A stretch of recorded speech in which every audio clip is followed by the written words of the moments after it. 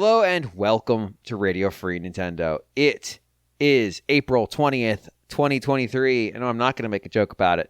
And this is Radio Free Nintendo episode 819. John Lindemann has returned. Another Iron Man streak starting right now. Oh, okay. I'm going to ask the question I already know the answer to. Did you listen to last week's episode? James, he's laughing about it. You know, why ask a question that you already know the answer to? I don't know why. Because if I were then to say the next part and you'd be like, yeah, I know I listened, I would be the bad guy. I have not listened to last week's episode. At the top, it was the next thing in my priority list. I just haven't gotten to it yet. Okay. Oh, good. I was expecting you to be able to forensically reconstruct the entire Mario movie just by going from Johnny and Xander's accounts of it. I was hoping for that level of close listening, but I guess. So, Greg, the level you were looking for, also Greg Leahy is here. The level that I was going for was just going to see if he knew who the guests were last week, but you just gave it to him, so that's fine. That I did know because I reposted on Mastodon. Oh, good.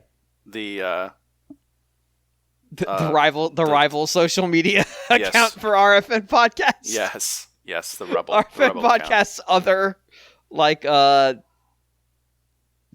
Mirror World social media account. Yep. The non-fascist social media account for Radio Free Nintendo. At RFN Podcast is not a fascist social media account. It just happens to be on a social media platform owned by a failed fascist. I say failed because he's got a lot of failures racking up right now. Yeah, I don't know. Maybe RFN stands for real fascist now. You do realize you're on RFN, right? I do realize that. I realize. Yeah, we're not fascists. Come on, we're not fascists. You might not want to advocate that I named this episode Radio Free Nintendo 819 Real Fascists now, because right now, early on in the show, that's the clubhouse leader. No, it's early. We've only got the 9 a.m. tea times going so far, but it's early. The clubhouse is open. Don't forget. There was a birdie on 16. I'm just saying. Mm-hmm. They hit an eagle on 5. So, if that's the episode name of the title, I don't even know what I'm gonna search images for to produce the image for this one. WikiHow is gonna have to provide. I might have to search. The choice is yours, James. God. I'm gonna have to search for a lot of Hugo Boss WikiHow stuff to try to make it work. It'll be great. Hey, you can name this episode whatever you want. I mean, I can. I regularly do. Speaking of an unreasonable amount of money being paid to someone who doesn't deserve it. I thought you were going to say, speaking of fascists. No, I don't think Dan Snyder's where that segue was going. I don't think Dan Snyder's a fascist. I think he's too stupid to be a fascist. $6 billion for the Washington football team. Have y'all... So, we talked about it last week. We didn't do it during the recording, but just that the long-suffering nightmare of Washington football team fandom has concluded.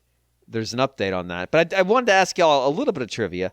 Do you know who the last coach of Washington's NFL franchise to win a playoff game was? Was it Joe Gibbs? Gruden? It was, in fact, Joe Gibbs. Okay. The second time. Not when he won the Super Bowl against the Bills. Do you know what the previous win was? 90. I don't think Norv Turner had any playoff win. Or did he? Maybe it was Norv. Yeah. I forget now. I can remember. It was Joe Gibbs' 1991 Super Bowl win. It was the Bills Super Bowl. Yeah, I can remember that Norv got to the playoffs with Washington around the time that Snyder took over the team. Hey, they got a new owner. It's a guy who owns other sports franchises. $6 billion. Everything's good. Have y'all seen the update to this story? No. A mysterious fourth bidder has arrived. Oh, wow. I had not seen this. With a $7 billion deal. Who was it, Vince McMahon? God, that Denver sale last year is starting to look pretty cheap to me. So two problems.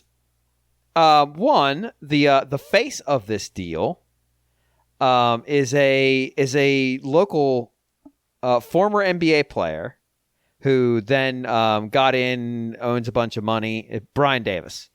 I think he owns DC United. He basically turned one of those guys who turned his pro money into businesses. The Magic Johnson model. Problem is he doesn't have $7 billion. Mm-hmm. And the offer is all cash. The other contributors are unknown. Oh, man. Yes, John's here. There are people speculating where that cash is coming from. Would anyone like to make a guess? Saudi Arabia? That's one of the theories. Yep. The Sovereign Wealth Fund. Now, why would that be particularly galling? Does anyone want to make a guess? What is the paper of record that covers Washington football team? The Washington Post owned by Bezos, yeah. Yeah. That's not the only reason why that's galling. A late former writer for the Post. Oh, Khashoggi, right? Yeah. That would be turbo distasteful. Why can nothing be normal for this team? Yeah. It's like, hey, an established owner who owns multiple major franchises in American sport. This will be normal. No. And Snyder. I mean, mysterious $7 billion deal. I mean, Snyder would sell he that. would take He would take the lower number. Himself. He would take the lower number just to screw the other owners. Yeah, he would. This is the man who literally was keeping spy docs on the other owners to blackmail them. He would take less money to make them deal with Saudi cash. Oh my God. So they do have to approve it, though. It's a closed club. If he wants to sabotage his own, fail upwards spectacularly exit here, because that is Why would he make dumb, self-destructive decisions? Yeah, I think. Well, this is it. So that's that. I got that news yesterday, and I went, "Oh God, it's never gonna end." All right. Anyway, new business. I'm going to start us off with new business. We Greg and I skipped last week, so I'm going to go ahead and fire it up because I have just completed, I was doing some cleanup stuff before the show. The final DLC piece of Xenoblade, Jesus, I got Xenoblade on the mind, of Fire Emblem, I can't remember the name of that game now. It's already pushed out of my brain. Engage, yeah. The Fell Xenologue final DLC. So, DLC package for this game. I want to give this timeline. This game was announced, released, DLC released, all of the DLC released in the time between Xenoblade Chronicles 3 coming out and Xenoblade Chronicles 3 final DLC coming out. It's been a while, that's what I'm saying. We have a date for that. We'll get to that later in the show. So the Fell Xenologue is a side story where the whole premise of the DLC has been the rings, the pact rings that you can do the engage with to get the heroes to join you. That's like the whole narrative of the story, and they're basically serving the doodads. You collect them all and you get one wish roll. But they also happen to give you a ghost who makes you stronger, except they're not ghosts and they're not actually the person they're representing. They are the essence of that person. So it's not actual Marth. It's weird as shit. It's a very weird narrative contrivance. But the whole premise of this particular game, and this is maybe an incredibly light spoiler, but they basically say it right away, is that there are parallel worlds that exist. Now, normally when you say parallel worlds, you think about there's a world where there's a very slightly different version of me who absolutely who has like one minor difference. He's lactose intolerant. This is the lactose intolerant James timeline. But in this case, it means, these are just completely different worlds that exist in a completely different way and outside of time. The different everything. So that's why like Marth can be there, but also people who are from Marth's same world in a different time, say Lucina, who's pretending to be Marth, many, many, many hundreds of years down the road, can also exist in that timeline. But also, there's apparently parallel worlds where it is like, it's just a very slightly different version of this world. I don't know why. But anyway, the Pact Rings are characters from parallel worlds.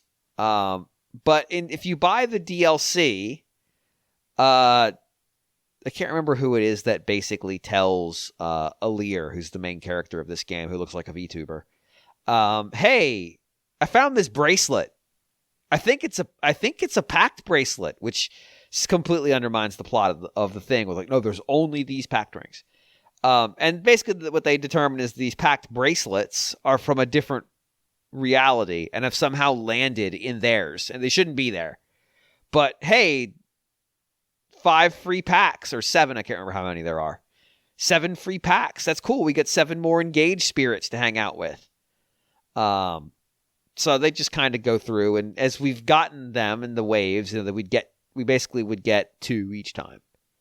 I think we got 1 extra one at some point. So we've got all these extra characters added and whatever.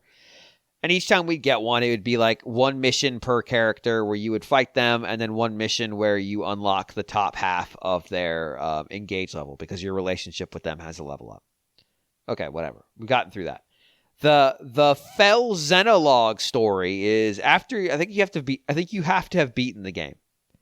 You can go to a well where strange noises are being made. This is a well in your little like base area. And somehow you end up in a parallel world. And it's just like your world, except Alir was the opposite. So like if you have male Alir, the Alir of that world was female. Also, they're dead. They died. So in the war where Alir, the very early premise of the game is Alir fought a war against the Fell Dragon and sealed the Fell Dragon and was mortally wounded and essentially went into hibernation for 1,000 years and then woke up later and took up as the Fell Dragon was coming back. In this world, the Fell Dragon got killed, Alir got killed, or the Divine Dragon got killed, and there's no dragons. There's nobody left. And the world is basically like every character that was in your party, or all the royals that were in your party, have the opposite personality of on your world. And your party is actually the bad guys from the game. And you basically run 6 missions where you're collecting the bracelets that you already have because you got them back in your world. I don't know, shrug reasons. And you're trying to essentially set this world right. It doesn't go well. Just going right up that, it doesn't go great. It's weird, like seeing self-assured and humble but proud king of Brodia now being this like cowardly, unsure sycophant to his younger brother, who's this like malicious tyrant who's basically puppeting him, versus the one that you have in your world where he's afraid of his own shadow. It's fine, I guess, but the missions aren't that great. This game's weird because hard, and this is true of the main game, but it seems extra true here. Hard in this game is extremely difficult, and there's a difficulty beyond that. And usually it's not like, I really have to think through this. Usually it's just like hard has a lot of extra bullshit layered on top. Like enemies just keep spawning at a rate that's really ridiculous. Like they might spawn 5 flyers a turn, and it's like, or every other turn. It's like, I can't deal with them at the rate you want me to because the game doesn't want you to work slow. It wants to force you to be quick. This DLC is really fucked for that. There's a class of enemy where it just like knocks 5 HP off your max HP every time they hit you. And like that adds up. It sucks. And in hard mode, the second mission, they spawn like 40 of them. It's ridiculous. And that's how they did hard in this game. They're just like, here's a lot of enemies. Like, it's not more tactically involved. It's just more. So I got to a couple missions of it, and I'm like, nah, screw this. And I dropped it down to normal. Well, normal was a cakewalk. Like, it's so easy. And there's a difficulty below that. So, like, I don't understand the difficulty in this game. It's just all over the map. Like, it should be harder on normal, and it should be less cheap on hard. Like, some of the shit they do in hard is ridiculous. And it seems even more pronounced in the DLC. Seren was talking about the difficulty beyond hard. I can't remember what it's called. And apparently in the DLC, it's just completely out of control. It's just full of garbage. So, yeah, I don't feel great about this DLC. You get a few more characters added to your party, but if there's anything this game didn't need, it's more characters. Like, this game has so many goddamn party characters. More than you'll ever use. Like, way more than you'll ever use. So it's like, well, I got more now, and I got them really late, and I'm not going to do much with them, but I got them. So I did a couple of their relationship things. So, like, I did stuff in the base to level them up so I could see their conversations, because they were, like, kind of interesting. But I did that in, like, an hour after I beat it, and then called it a day. I don't know. It's weird. It's a weird piece of DLC. If you want more Fire Emblem Engage, I mean, it is that. But I really didn't need more Fire Emblem Engage. So having more Fire Emblem Engage, I sure do have more Fire Emblem Engage now. I'm more or less done with it. That's pretty much it for Engage, personally. Yeah, Greg, do you want to maybe talk about the Xenoblade trailer here? Does that make sense? Well, yeah, it was quite sudden, wasn't it? Yeah. There's been, obviously, as you mentioned, it's been... The thing about Xenoblade 3 that has to be said is that essentially it looks like its launch date got moved up, because Splatoon 3... kind of fell a bit behind schedule, doesn't it? So, in some ways, it kind of makes the gap between the initial launch and then this last wave of DLC a little bit bigger than maybe it would have been, although it may have also affected, how they kind of timed that out. But, it certainly wasn't kind of a point to me of like, well, when will it arrive? Because obviously you've had earlier waves, but weren't entirely persuasive about, well, I need to get that and start playing it straight away. No. It's really good. It'd be like, okay, when that last part is going to come in, which had already been very, very briefly teased with a glimpse of like Alvis and Shulk and Rex. Then it's kind of like, okay, well, when is that going to be? And I think we got so close. Obviously, the Tears of the Kingdom trailer that we talked about last week, right? Sort of signalling that month run-in to that coming out. It kind of felt like the ship had sailed on it coming out before Zelda at that point. And yet, 1 week later, like no, we're boarding for that ship right now. Like, this is going to be out. About to leave. Yeah, that is going to be out, and it'll be you'll have 3 weeks basically with the final bit of the Xenoblade 3 DLC launching just a few days after this is published. It'll be 3 weeks before Tears of the Kingdom, which may well be plenty of time in some ways to kind of complete it, because I don't think we're expecting it to be on the scale of Torna. The Golden Country for Xenoblade 2, based on the fact that they're not charging as much for the pass, and it doesn't have a standalone card release or any of those things. And the naming is a hint. So the add-on for the original Xenoblade was called Future Connected. It's very short. It's like 8 hours.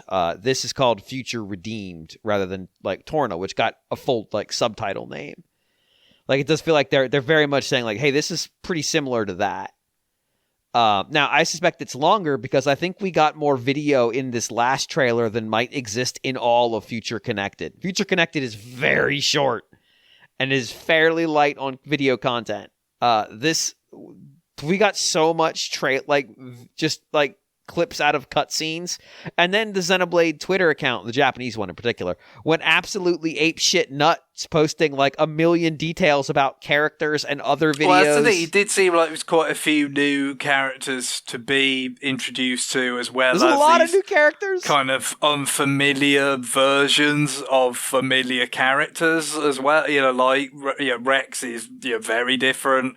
It's like Shulk is like Dunban now, but right, like he's he's got like a bad arm and all that kind of stuff.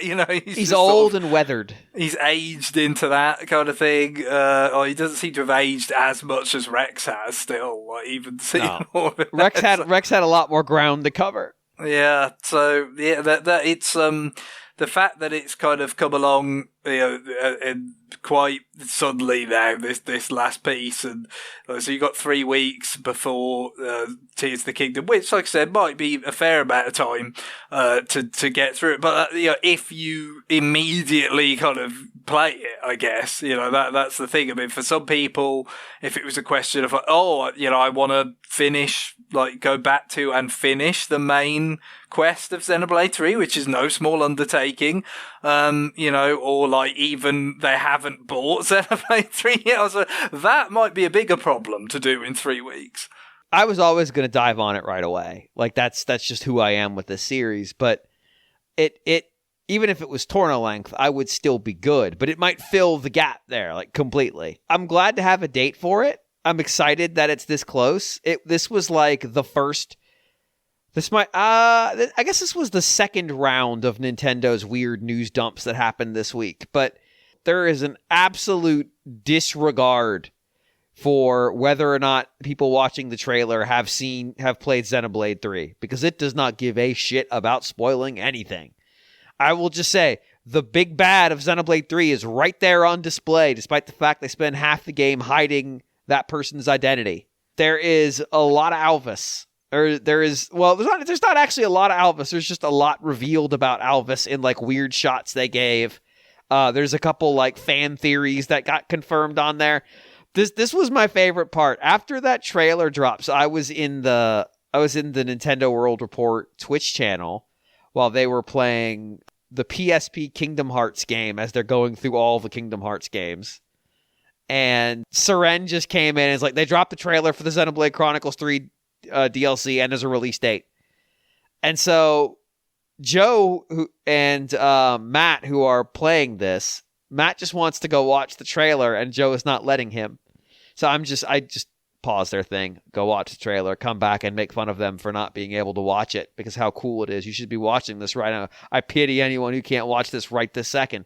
At that exact moment on Twitter, Alvis, of all things, is trending because of all of the bullshit around that. Like, if you haven't played Xenoblade, Alvis is a very Gandalf-y character insofar as he seems like he's a human, but he hangs out with what are very obviously the elf equivalent characters, like long-lived magic users who seem to have more of a connection with nature. And they respect him for some reason. And also, he just shows up whenever he feels like it. The wizard is never late. He arrives precisely when he means to. He's very much embodies that. He shows up, oftentimes doesn't solve the problem, and then leaves. And then goes full on Leonard Nimoy in The Simpsons, didn't I? there is at least one, my work is done here. You didn't do anything. Farewell! Alvis, you shit!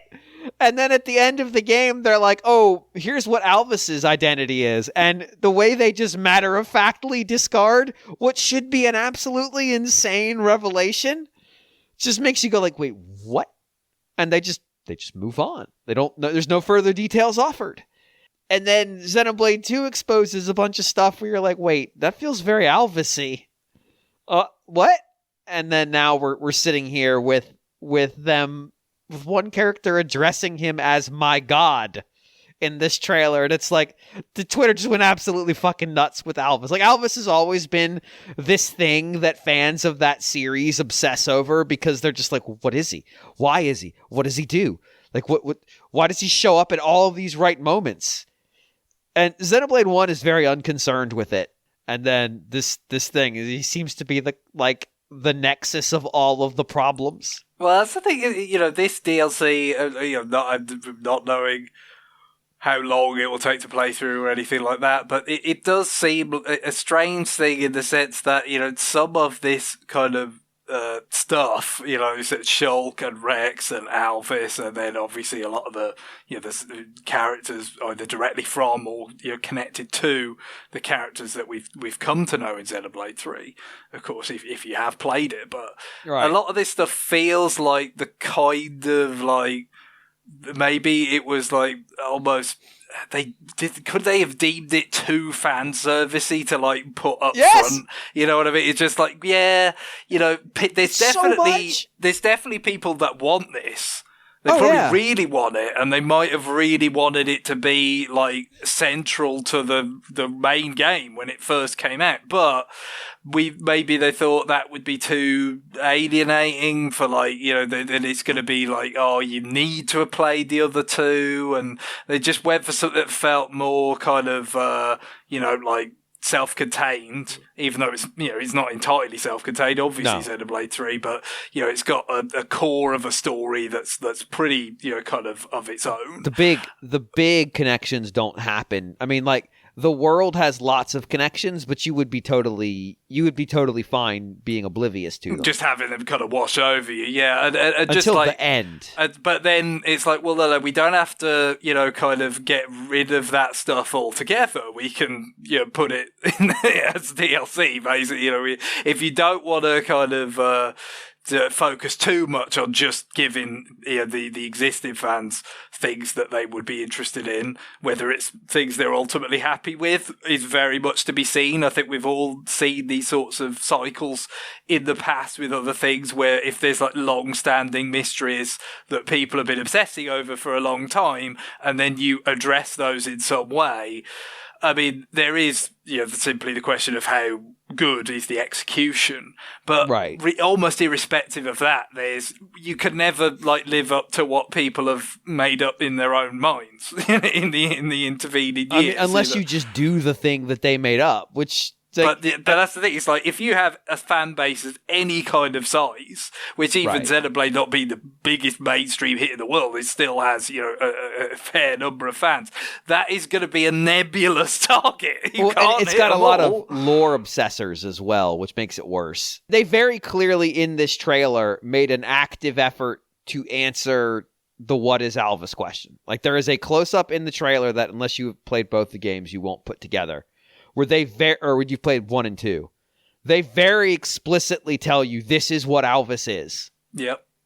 And it answers a question that comes out of Xenoblade 2. It was pretty strongly hinted at before. People had sort of made that as a possible connection, and it's kind of said, yeah. In that one sense, it's very much like no, it's very much what you thought it is. So yeah, I guess it shouldn't disappoint too many people on that score. But then they introduce another character who has a thing that answered that question for Alvis. That's not Alvis, and then you're like, wait, what? Excuse me? Yeah, Who's that's this? the thing. It can't be that straightforward, can it? It can't just be. It's the thing you thought it was because that's what we led you to believe for the most part anyway. And then, there's got to be, more to it. There's got to be some sort of twist. There's got to be some sort of additional layer to it. So I'm assuming that's, where that is going. So if you listen to the spoiler cast, and this isn't really a spoiler, but like if you listen to the spoiler cast, there's this period where I have a nervous breakdown over the fact that you can apparently be born a Blade Eater. Which I'm not going to explain what a Blade Eater is. But Greg, who knows this, understands how absolutely insane that phrase is. Yeah, it does sound a bit odd because it sounds like a status that would be acquired, very, very much built into the name. Or rather, you could be born a Flesh Eater, not a Blade Eater. Blade Eater is the opposite scenario. But still, the world of Xenoblade 3 implies you could just be born with that, or it's inherited. Well, there's flesh. Like one of the main characters in this is indicate. It's like, wait, what the fuck is happening in this goddamn game? I am upset, and I don't know why. This trailer made me upset, and I don't know why it did it. And that's the worst part. Like every time I watched it, there's a new thing. I'm like, but why? So, like, I don't think it could be Future Connected length. Because, like, the Future Connected is like 8 hours. I don't know that you could squeeze all the shit they're going to have to get through into 8 hours. Like, there's a bunch of new characters that they're introducing. And there's a new city. Or rather, there's a city they're setting up, I guess. So, there's stuff here that I don't... Like, they did more or less tell us when this one took place. I remember saying, I wonder where it's going to be. They more or less said as such in what it was in the trailer. But this time next week, I'll have already played a bunch of it, maybe all of it, depending on how long it turns out to be. I wish it came out this weekend when I wasn't working. That would be super cool, but no, it's going to come out start of the next week. So I will have to play it during the work week, but that's fine. Greg, I have a follow-up question for you, though, before we move on. Sure. When is new battle ! Going to be the end music of the show? Well, I was thinking we do it this week. We had the request in, and it will be, as you said, a matter of days after this is launched. So yeah, I thought may as well honor the request now. Yeah, I mean, they saw Punch Out and said, "I can do one more !" Oh, they did. If and when Punch Out were to ever come back into this DK themed or not, it should get a third ! I think it would have earned it, because it kind of had it'd be the sort of third time of asking, wouldn't it? You had the original kind of bunch of Punch Out games in the arcades on NES, Super NES. Then you had the Wii one. This is the third Punch-Out Impact. It's earned the third ! Maybe it can be a question mark the third time of like, oh wow, they're really doing it? Are you intransigent. Mad? Are we still doing these sorts of nationalist stereotypes now? No, we're not. We're doubling down on them. We're going harder now. Every country represented. Honestly, that would actually probably be funnier if they're just like, no, all of them. Like, I mean, has there ever been a Canadian stereotype in Punch-Out? Yes, Bear Hugger. Bear Hugger. Bear Hugger. But to me, that's not. It's not the satire there isn't biting enough. Well, I mean, you just want a Quebecois one, is what you're saying, right? Well, that would be pretty good. Also, somebody who's extremely polite. I mean, let's just pull out all the South Park style stops. Like, just bring them all out. The problem is, like, if it's like an Ontario person, it's still gonna be, well, all right. I mean, there's not enough meat on the bone there to play with. I mean, you could get somebody from like PEI, dress them up like the Mountie. I am the Mountie. I think WWE might still have the trademark on that one. Right, they might. I just like the idea of, I mean, yeah, you could do like a Newfie. That would be something. That would be something. I mean, I guess Bear Hugger is supposed to be from where? Did they? The only thing they expanded on in the Wii version was because it was Next Level Games, who are in Canada. They they actually kind of had this whole thing of him being like from Salmon Arm. So and that was like his attack that he called out. Nice. It's like also, Salmon Arm, it's been a while, but it's something like that. He's from British Columbia. That makes sense. Also, he's only supposed to be 32. Well, it's like when people were 32 in the 40s, wasn't it? That's true. They didn't look it because they'd been through a lot. Yep. Yeah, he's everybody smokes. Everybody smokes in British Columbia. Everybody knows that. Heavy smokers out there.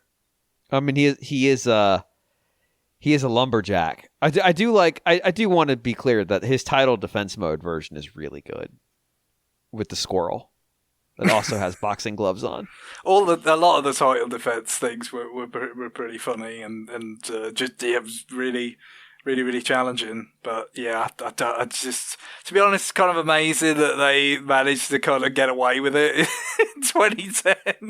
Just like, I mean, whatever it was. Was it 09 or 10? I forget exactly, but It was, well, solidly into the 21st century. Obviously, the long, long way away from the sort of sensibilities, that frankly were dated, when they did Punch-Out in the arcades in the 80s. I do think it's noteworthy that the only character they added is an American stereotype. I think they were being very cognizant. Yeah, it was just like, no, we're just doing the things that was already there, for the right.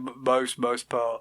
These are all grandfathered in. And most of it was just like Punch-Out, and the Punch-Out and Super Punch-Out of the arcade days. Like, I don't think that many of the Super Punch-Out, Super NES specific characters actually got in. Maybe the Aaron Ryan, the Irish boxer. Aaron Ryan is Super Punch-Out. Originally. All the other sort of, because there was a Super Punch-Out in the arcade. Is what it was like, just Punch-Out 2, essentially. Like, it was very similar. So I think that's where Bear Hugger comes from.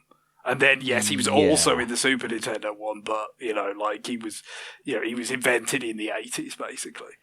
I will say Aaron Ryan is probably one of the safest because he doesn't, like, it could have been so much worse is the thing with him. Like, it could have been so, even the Super Nintendo version, it could have been so much worse.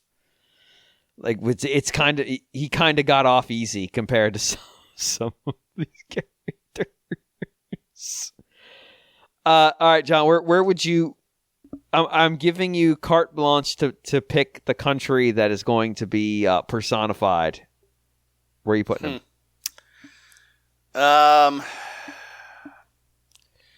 Australia might be good, even I don't know if there's an Australian Punch-Out. I don't think so, no. You could do it kind of Outback Jack style. You have to get real ignorant, like real like Crocodile Dundee, Outback Jack sort of thing. Real like.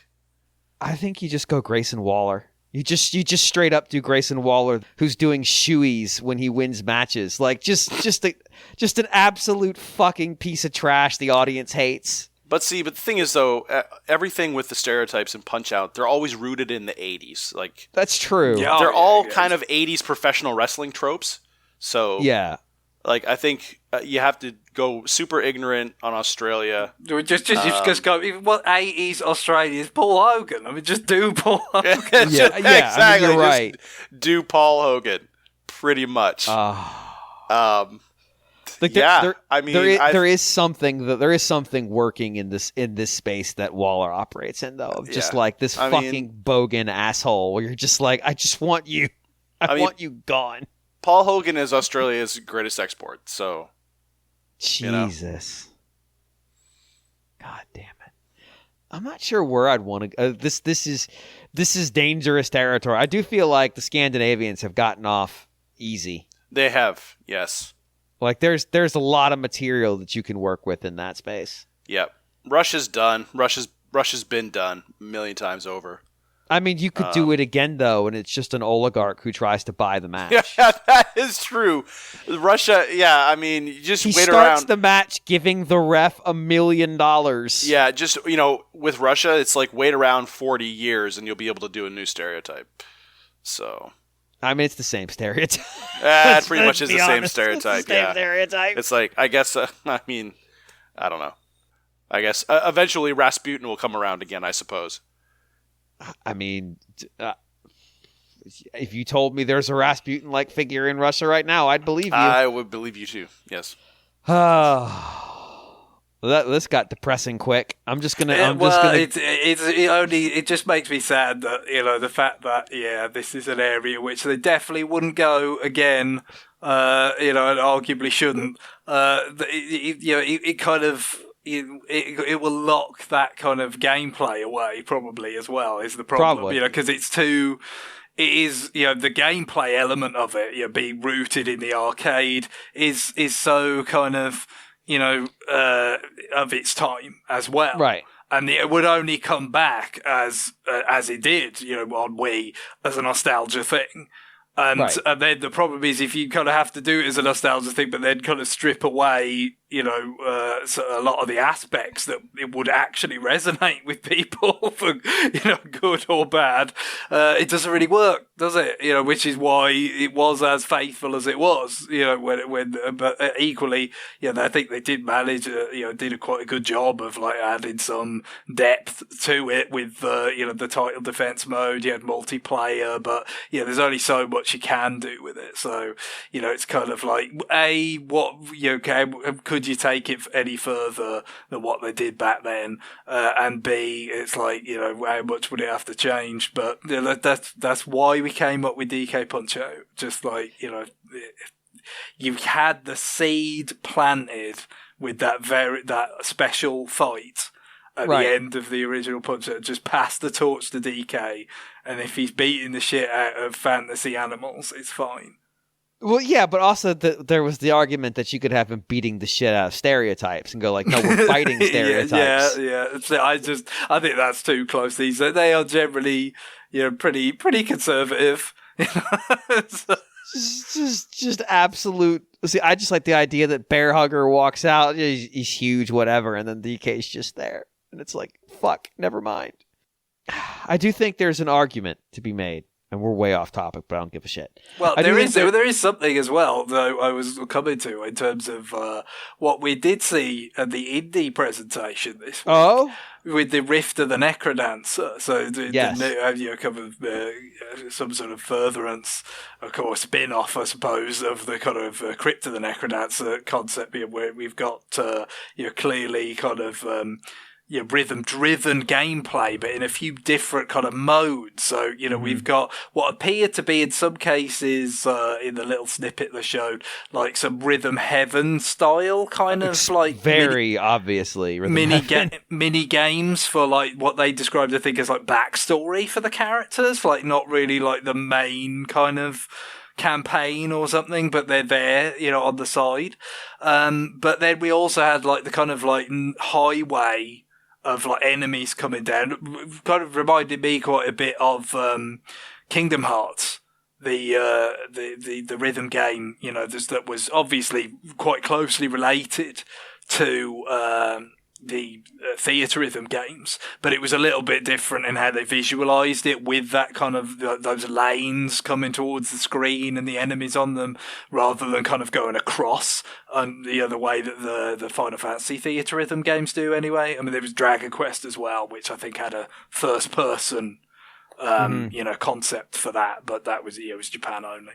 But in addition to those, you also had seemingly like almost like a Punch-Out style fight that would, play out strictly on rhythm. It's often been said that Punch-Out is something that is akin to a rhythm game in a number of ways, about kind of just, getting your cue and then doing the correct thing with the right timing off of that, and so I suppose it is quite, in that sense, only natural or logical that, that this seemingly kind of collection of like rhythm-driven gameplay styles. One of them could perhaps, like for boss battles, some major encounters or some major kind of points in this game. Rift of the Necrodancer. It's like, no, let's actually do Punch-Out as a rhythm thing explicitly. Yeah, there were a couple things in that one, and we'll probably pick up on a few of them in a little bit. I had somewhere I wanted to go with this, but I'm now distracted staring at an image of Waller doing a face-off with a champion holding the belt, and he's holding a boot he just drank out of. So what can I say? Like, I'm just saying, there's a lot of ground to cover in Australia besides Paul Hogan, John. There's options. I mean, I know Australia is they've come a long way in their ability to be stereotyped. That's right. They're not just prisoners and people with big knives anymore. Yeah, they're not just AC/DC anymore. Or Kylie Minogue. AC/DC is also potential like Punch-Out inspiration characters. I think we've got material there. Anyway, that's gonna wrap my new business. John, what do you got? Well, I've been going through. Of course, I bought the farm. I guess, is that even the right way to say this? Did you I die? spent a lot of money on the eShop. You're out. Yeah, I'm not dead. You're fucking re-click-onging us right now. I'm not dead. All right. So right now my notes say, James, Fire Emblem engage, comma, stuff, John, colon, I died. So yeah. Well, yeah. Anyways, got a bunch of games during the eShop sale a couple of weeks ago, so I'm going through them. I'm playing Boxboy, which is... And let me just step back a bit here, and let me just say that I am extremely impressed. There was a whole bunch of stuff that I missed on the Wii U and 3DS. I can't reiterate that enough. I'm really actually glad I took the time to go through and get all this stuff on the eShop before it closed. Good. Because there's some really good stuff out there. Boxboy being one of them. That's a really cool game. I got Boxboy, Boxboy, and the last one. So Long Boxboy or whatever. Yeah, the last one. I think you can guess the Bye alliterative Boxboy, component. Maybe? Yeah, exactly. Bye Boxboy. Mm-hmm. Very cool. So I didn't really know what to expect from this game. But it's an ingenious little game. Of course, Boxboy is, you are a box. Extremely simple graphics, which I love. You're a box, and generally you can extend a certain number of boxes out, basically out of your head. You spawn it above you, and you can snake the boxes around to put yourself in, and then kind of, you can snake the boxes out of your little character, and then wherever the boxes, if you have, like, say you have 7 of them, they'll extend out, and you can extend across gaps in the floor. If you want to go up to a ledge, you extend the boxes out above you, and then you pull yourself up. So there's a lot of kind of ingenious stuff, and really some just like simple puzzle solving. Hasn't gotten too difficult so far. There's been a couple of places where I've been stumped. There's a lot of you have to kind of strategically, you can use your boxes as a shield against lasers. You can hit switches with them, do all kinds of stuff like that, and your goal is to get to the to go from left to right, go to the end of the stage, and then escape through the door at the end of the stage. And there's costumes to unlock. Of course, the first costume that you unlock is the rapper costume, which, interestingly enough, it's a hat turned backwards and sunglasses on your Boxboy. So it's rapper circa 1993. Yes, exactly. I was thinking it's Vanilla Ice in Cool as Ice is what I'm thinking. Maybe a comedy relief character in an early Ice-T film. Mm-hmm. Very much, yeah, or like Fresh Prince of Bel-Air, Will Smith sort of thing. Okay. So I just thought that was very funny. Like Will or like Jeff? Well, I'm thinking Will in some of the key art for it. You know, where he's wearing that goofy baseball cap that looks a lot like the Back to the Future cap that the guy was wearing for Demolition Well, because Man. remember, isn't that like his school cap, but everything's inverted inside? It's got like fucking stupid. It might be. What a dumb show that show. Yeah. But Boxboy, that's a really cool game. So I was playing it. I've been traveling recently, and I was playing it on the plane, and it's a great travel game. So enjoying that. Also, just because I'm such a Monster Hunter fan, obviously I started playing Monster Hunter 3 Ultimate. Oh, and well, actually, while traveling, I just said, you know what? Hey, I brought my 3DS with me. Hilarious, because that's what you do in the year 2023. You bring your 3DS with you. I got no street passes from adults or children, I'll have you know, James. I wasn't going to ask, but okay. Well, I'll volunteer that information just because I know you were thinking about it. So I had my 3DS with me, and so I said, well, I have time to kill here. I had flights here and there. So I said, I have some time to kill. I will start a new character in Monster Hunter 3 Ultimate. And I did so, and that game, man, those early Monster Hunter games, really everything probably before maybe Generations. Whew. I mean, I hard like to go them. Back to. Kind of hard to go back to. I mean, I can tolerate them just because I'm a Monster Hunter fiend, and so for me it's sort of a nice little nostalgia trip. But boy, oh boy, I can see why people bounced off those games. I mean, Monster Hunter 3 Ultimate. This is the one where you can swim. So I started it on 3DS, and so of course I'm using a 3DS XL. So, but this was one of the ones that supported the Circle Pad Pro, which I kind of like the Circle Pad Pro more than the 3DS XL for this, maybe because the Circle Pad definitely. Pro, the Circle Pad Pro has the second. It doesn't have the camera. The camera nub is really weird to use. You get an actual circle pad with the attachment.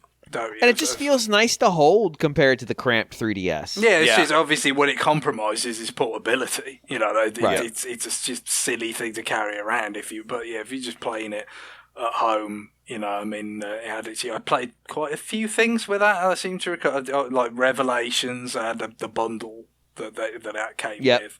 So obviously, Capcom were kind of driving the bus on that whole thing, weren't they? I mean, it was ironic considering like they made Monster Hunter a big success on PSP that did not have a second nub.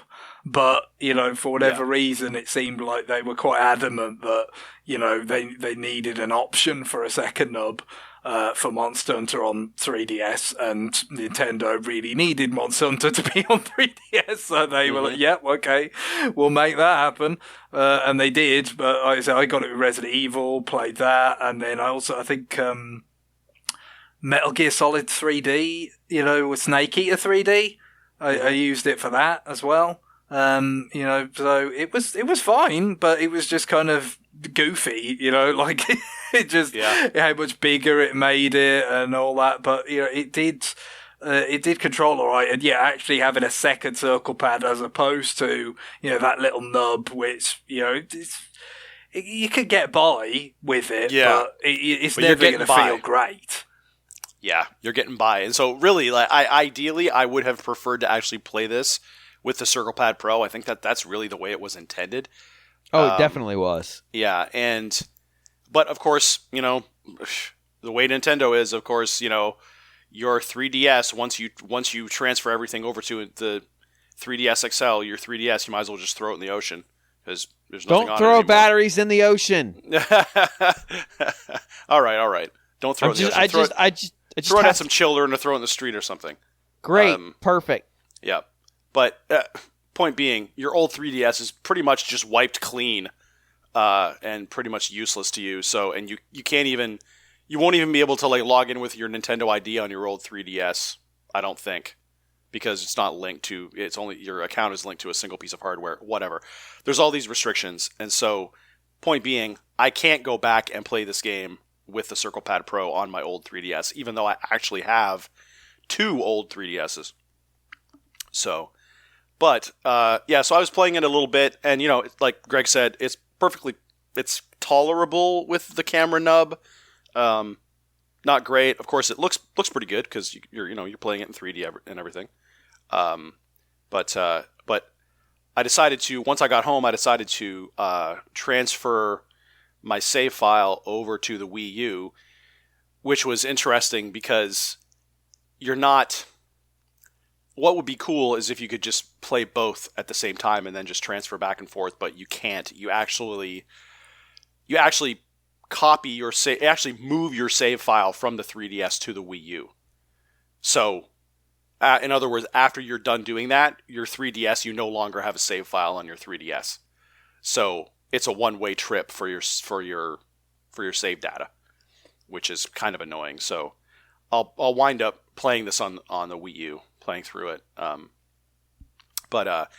Just in terms of playing it versus Rise. I mean, when you play Rise, it's just everything is so streamlined in Rise compared to this. This is very much, this hews more towards the PSP style of gameplay. Just in terms of it starts off very, very slow. And I mean, the first quest that you do, I can't even really remember how Rise starts offhand. But in this, the first quest that you do, they're just, go out here, kill some Kelbies and get the Kelby horns and bring them back. Like, they're very much like fetch questy stuff. And I can see people, like, if you played this in a demo, like, if someone new to the series played this and they played the first, like, 3 hours of it, they would be like, what is this? This is the most boring game I've ever played. Well, so my introduction to the series was Monster Hunter 3. Uh-huh. Or Try, as they call it, for some stupid reason. And yeah, it's fucking horrible to start with. I got considerably further. That I put about 20 to 30 hours in with Try. So it did, that stuff didn't like put me off. I got deeper into it than that and saw more of it and enjoyed and appreciated more of it than that. But it still didn't click all the way until Generations. That was, as you already kind of alluded to. I think that was, really not that they haven't made it a fair bit more accessible since with World and Rise, but like that for me was like, okay, I've got kind of everything I need now for this to really turn into the big time sink that, clearly on the basis of, how everybody else plays it is kind of meant to be. Mm-hmm. Yeah. I mean, there's just a lot of quality of life stuff that you take for granted now in Rise. I mean, well, first off, there's no palamutes, so you can't ride around. Like, you don't have a mount, so you have to run everywhere. So you're constantly running out of stamina. So, I mean, that just kind of starts to drive you crazy after a while. That would be really bad. That would be, not that obviously, with Generations you didn't have, that kind of thing, but like, to go back now, having had that, like, that was definitely like when Rise came out a couple of years ago, that was, oh, this is great. Like just being able to, zip around everywhere, dismount, do some damage, get back on it, and then kind of like circle around your prey and all that kind of stuff. Like it just, it made it feel so much more dynamic, and, just fluid. It does sound like a bit of a wrench to kind of go back to it now, the way it was before. Yeah, and I mean, there's no wire bugs. You can't jump on a monster. Also, I found that when you kill small monsters, or really, I don't really know about large monsters, because actually I don't think I've actually done a quest. Like, I'm just at the point now, after putting maybe about 4 hours into the game, where I'm about to go on a quest, I think to hunt like a Kurapeko or something like that. Like, I'm just at the point finally where I can go actually start hunting monsters, like the title of the game implies. But like what they do, they introduce all of the systems up front, and I feel like that's kind of a mistake, because you're like, wait a minute, I'm here to hunt monsters, but I'm doing this quest that is go and talk to this feline or whatever. I forget what the guys are called in this one. They're the little kind of like tribal guys. Like, go and talk to them about like farming mushrooms. And it takes a long time. It takes a long time to move around the environments and stuff. It just takes a while. And you can get lost. Yeah, there's also a lot more kind of... there's a lot more... The environments are also kind of more confusing. It's not as clear as it is. I mean, I say this, that it's not as clear as Rise. I mean, I've put like damn near fucking 600 hours into Rise at this point. Like, I've spent so much time with that game. I know it like the back of my hand, but... it's not as clear, I don't think, or they don't make it clear. Like, here's where you go to do the online portion of the game. Here's where you go to do, like, in Rise, it's very clear. Like, you have the Gathering Hub to play online. You have, like, in Kimura Village, the first area in the base game, there's this area over here to go online. There's this area here to do the village quests, and it's very clear. It shows you it shows you one thing Rise is very good at, is it shows you what the next thing you have to do is for both the online portion and the local play portion. Monster Hunter 3 does none of that.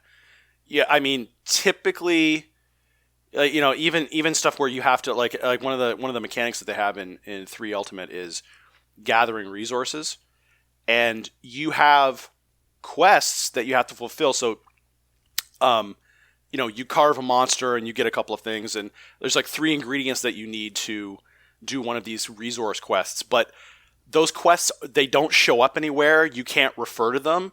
As far as I can tell, you pretty much have to write down what you need, the ingredients, because I don't think there's any way to refer to those quests.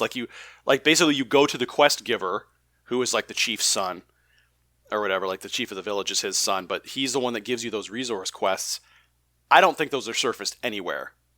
Not like, see, because now in Rise it has like the side quests and it's very easy to see.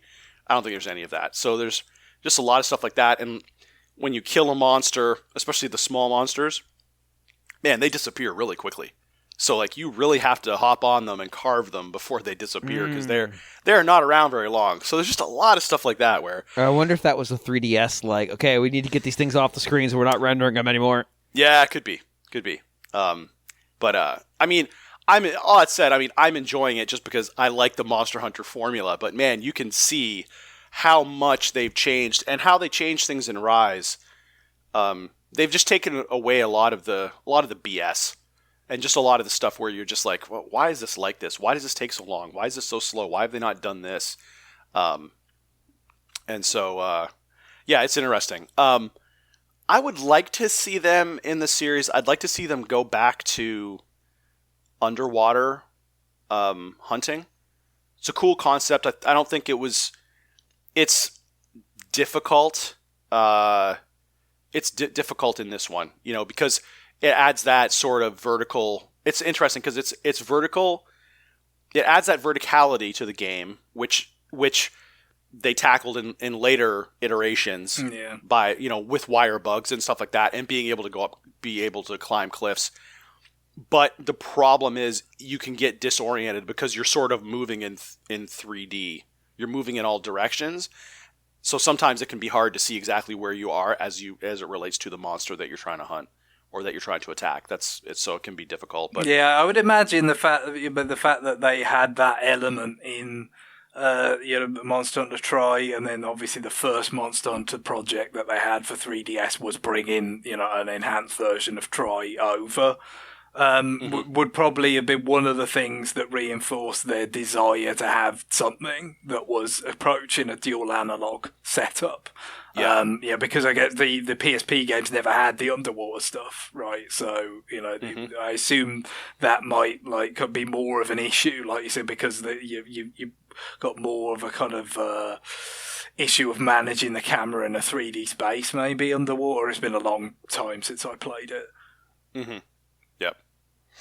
Yeah. And speaking of dual analog, I hate the Wii U Pro Controller. Okay. I really hate that controller. The placement of the buttons is so strange. And I constantly find myself, especially to hit the Y button, I always have to reach too far. Like I always feel like in, right? Yes, it's down and in. The sticks are both high, so it's like the opposite of PlayStation, where the sticks are both low. Whereas what we're used to with Nintendo, since the GameCube actually had two sticks, is the offset, one high, one low, and that's the way it is on Xbox as well, and that's certainly because it's the right way to build a system for 3D games. It's definitely my preferred way. Every other configuration is wrong, Sony. Yeah, well, that's the thing with Sony. It really feels like it's just such a inertia thing, isn't it? It's just like, okay, well, the first time you did a dual analog controller, dual shock, like on PlayStation, it was an additional thing. So it's kind of like the N64 third prong, it's like, oh, well, this is new. So it's like the controller should be the way it was, but then it's got this extra stuff like coming out the bottom of it. But then because, unlike the N64, the PlayStation was a really big success. They just keep bringing it back, just time and again. But I mean, I had a PS3, I managed with that layout, but yeah, the offset is comfortably my preferred layout. Even and a lot of that is because that's just what I've been used to for 20 some odd years. But I don't think you can really argue against it very firmly. Mm-hmm. Yeah, so it's tough. Like I always have to. Because I always think I'm on the Y button when I'm actually on the X button, and in Monster Hunter that's a real pain because that's the difference between using an item and drawing your sword.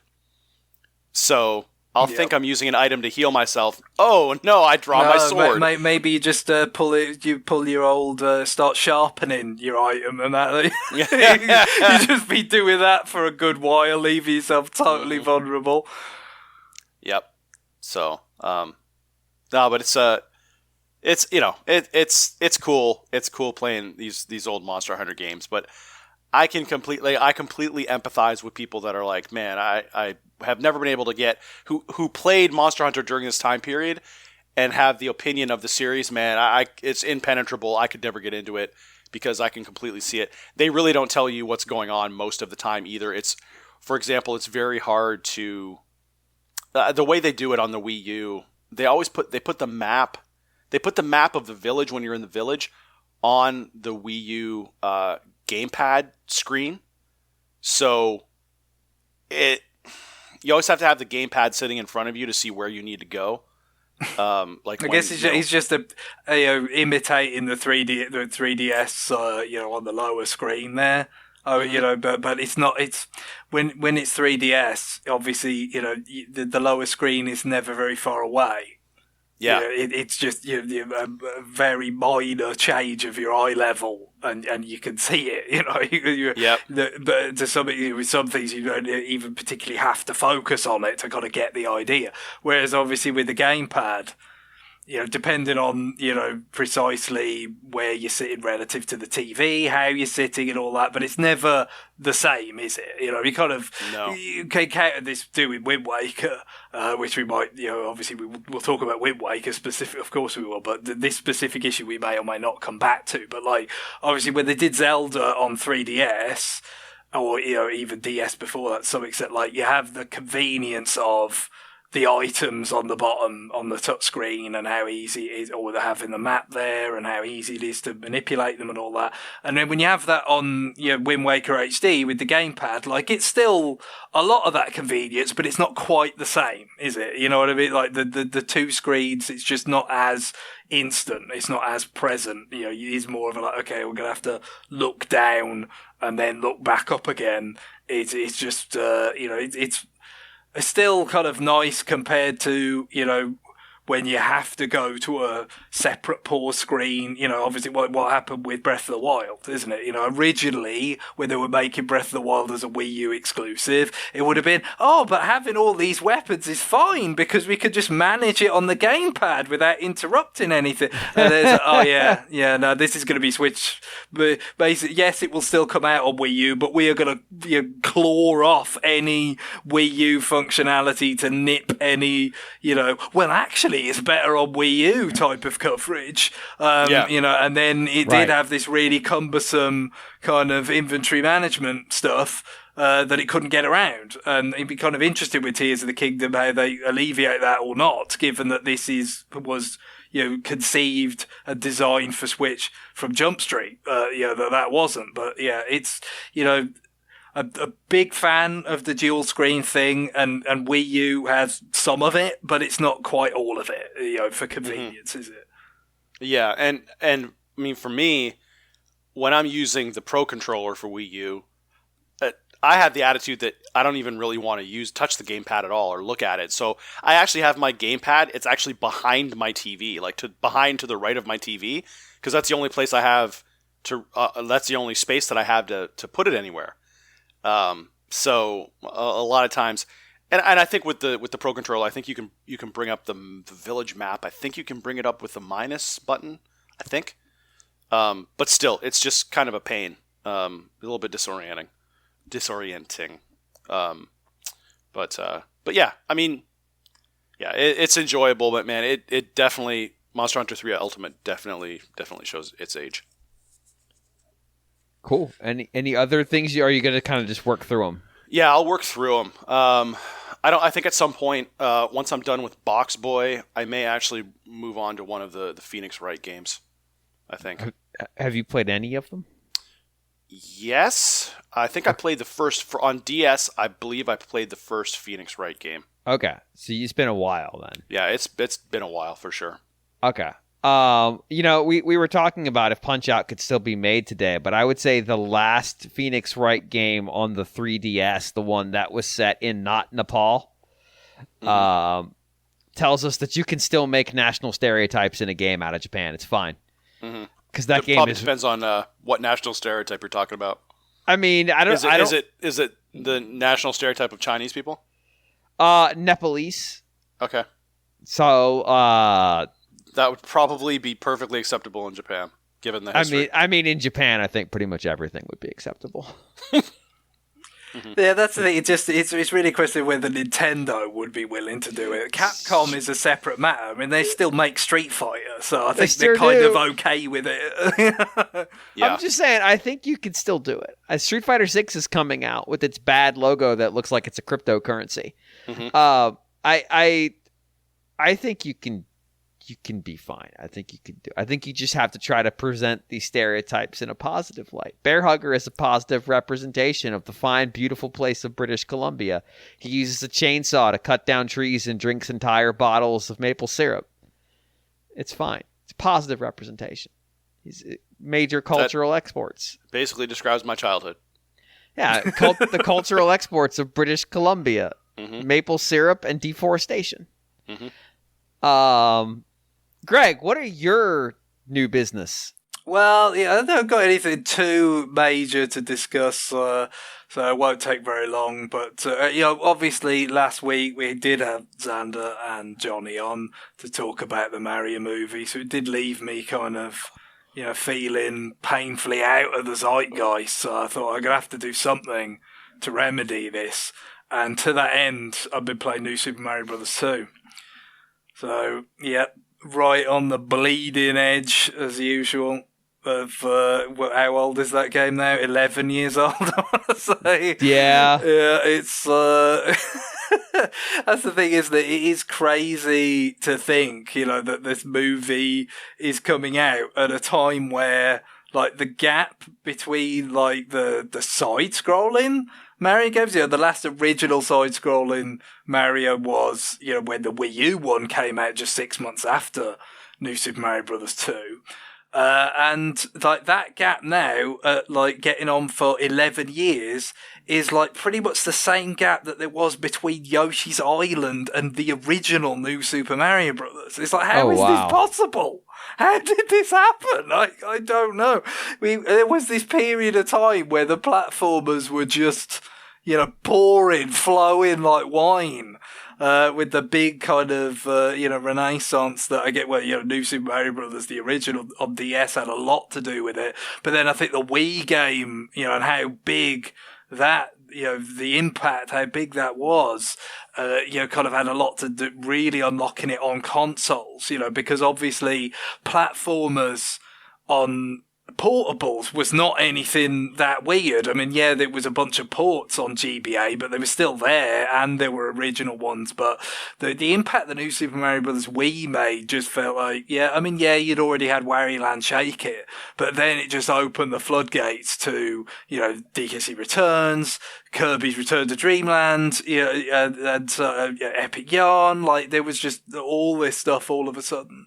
And, that kind of carried over to the 3DS, to the Wii U for a few more years, and then it just kind of stopped. We've had some more good Kirby stuff since. We've had a lot of Kirby stuff. In particular, thinking of Robobot, which is really good, and that was very much at the back end of 3DS where they'd kind of moved on. But it just kind of brings it back a bit. Playing New Super Mario Bros. 2 for the first time, I think I played it. I kept at it a fair bit because there was the DLC, the Coin Rush stuff.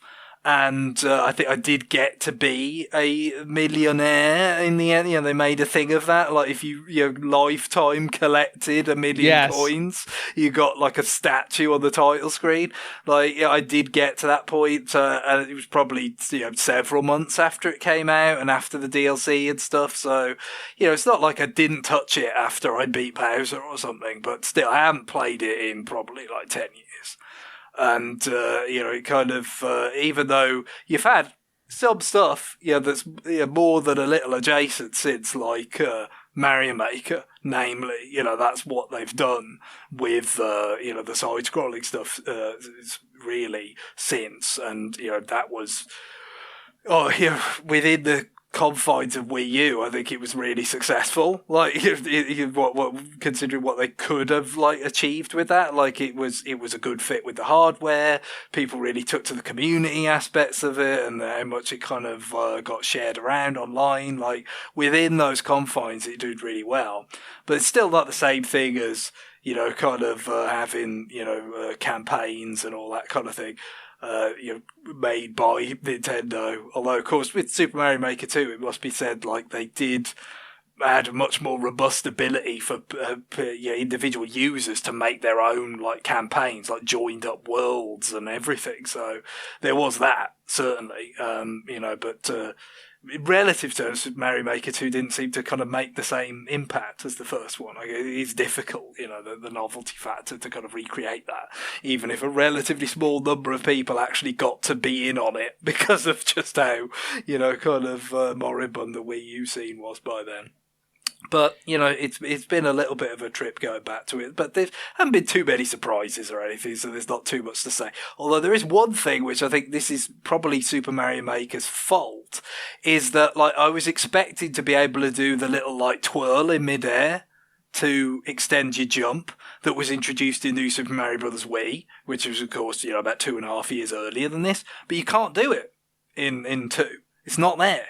I guess, if you have the raccoon tail, like that is allows you to do something very much the same, as well as just, kind of doing the flutter thing.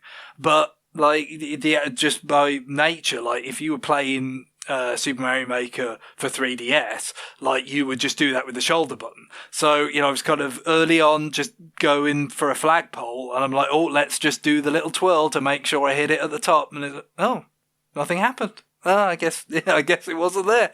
That was kind of a surprise. It just shows you, especially with so many of these, at one time there were a lot of these games in a short period of time. It's easy to get jumbled up about what was in which particular game. And also, like, with the raccoon tail, like, there is no, like, Tanuki suit version of it in this. Like, they did Tanuki suit in 3D Land, and there was, like, a sort of second version of it in the back half of that game where it's like you actually got the ability to transform into the statue. Like, but with this, it's just the raccoon leaf, seemingly, which, again, if you'd asked me beforehand, like, do you, like, maybe again, like, after the final boss or something, get to use, like, a better version of the leaf, or that gives you the option, like, to be the full Tanuki powers with the transformation. So I might have said yes, but no, that is not in there. I think, but the most sort of, it's fun to have the raccoon tail, but, like, I do really like the golden flower thing, that even though it doesn't get used that much, in that, like, especially in the coin rush, the high score setting, because that's really where the whole thing of it is, like, it has this sort of explosion of, a kind of golden halo, and anything in that will die, and you get, like, a kind of additional points if it's multiple things. So it's, like, always about, can you time it and place it just right to get as many things as possible in it? Like, it's just this, it's one of these things where it kind of, that really kind of made the coin rush mode for me, is just those little elements. It's kind of like Star Fox 64, the way that, you could do those kind of splash damage kills that give you extra points on the scoring technique. Just those things that just, a little nuance,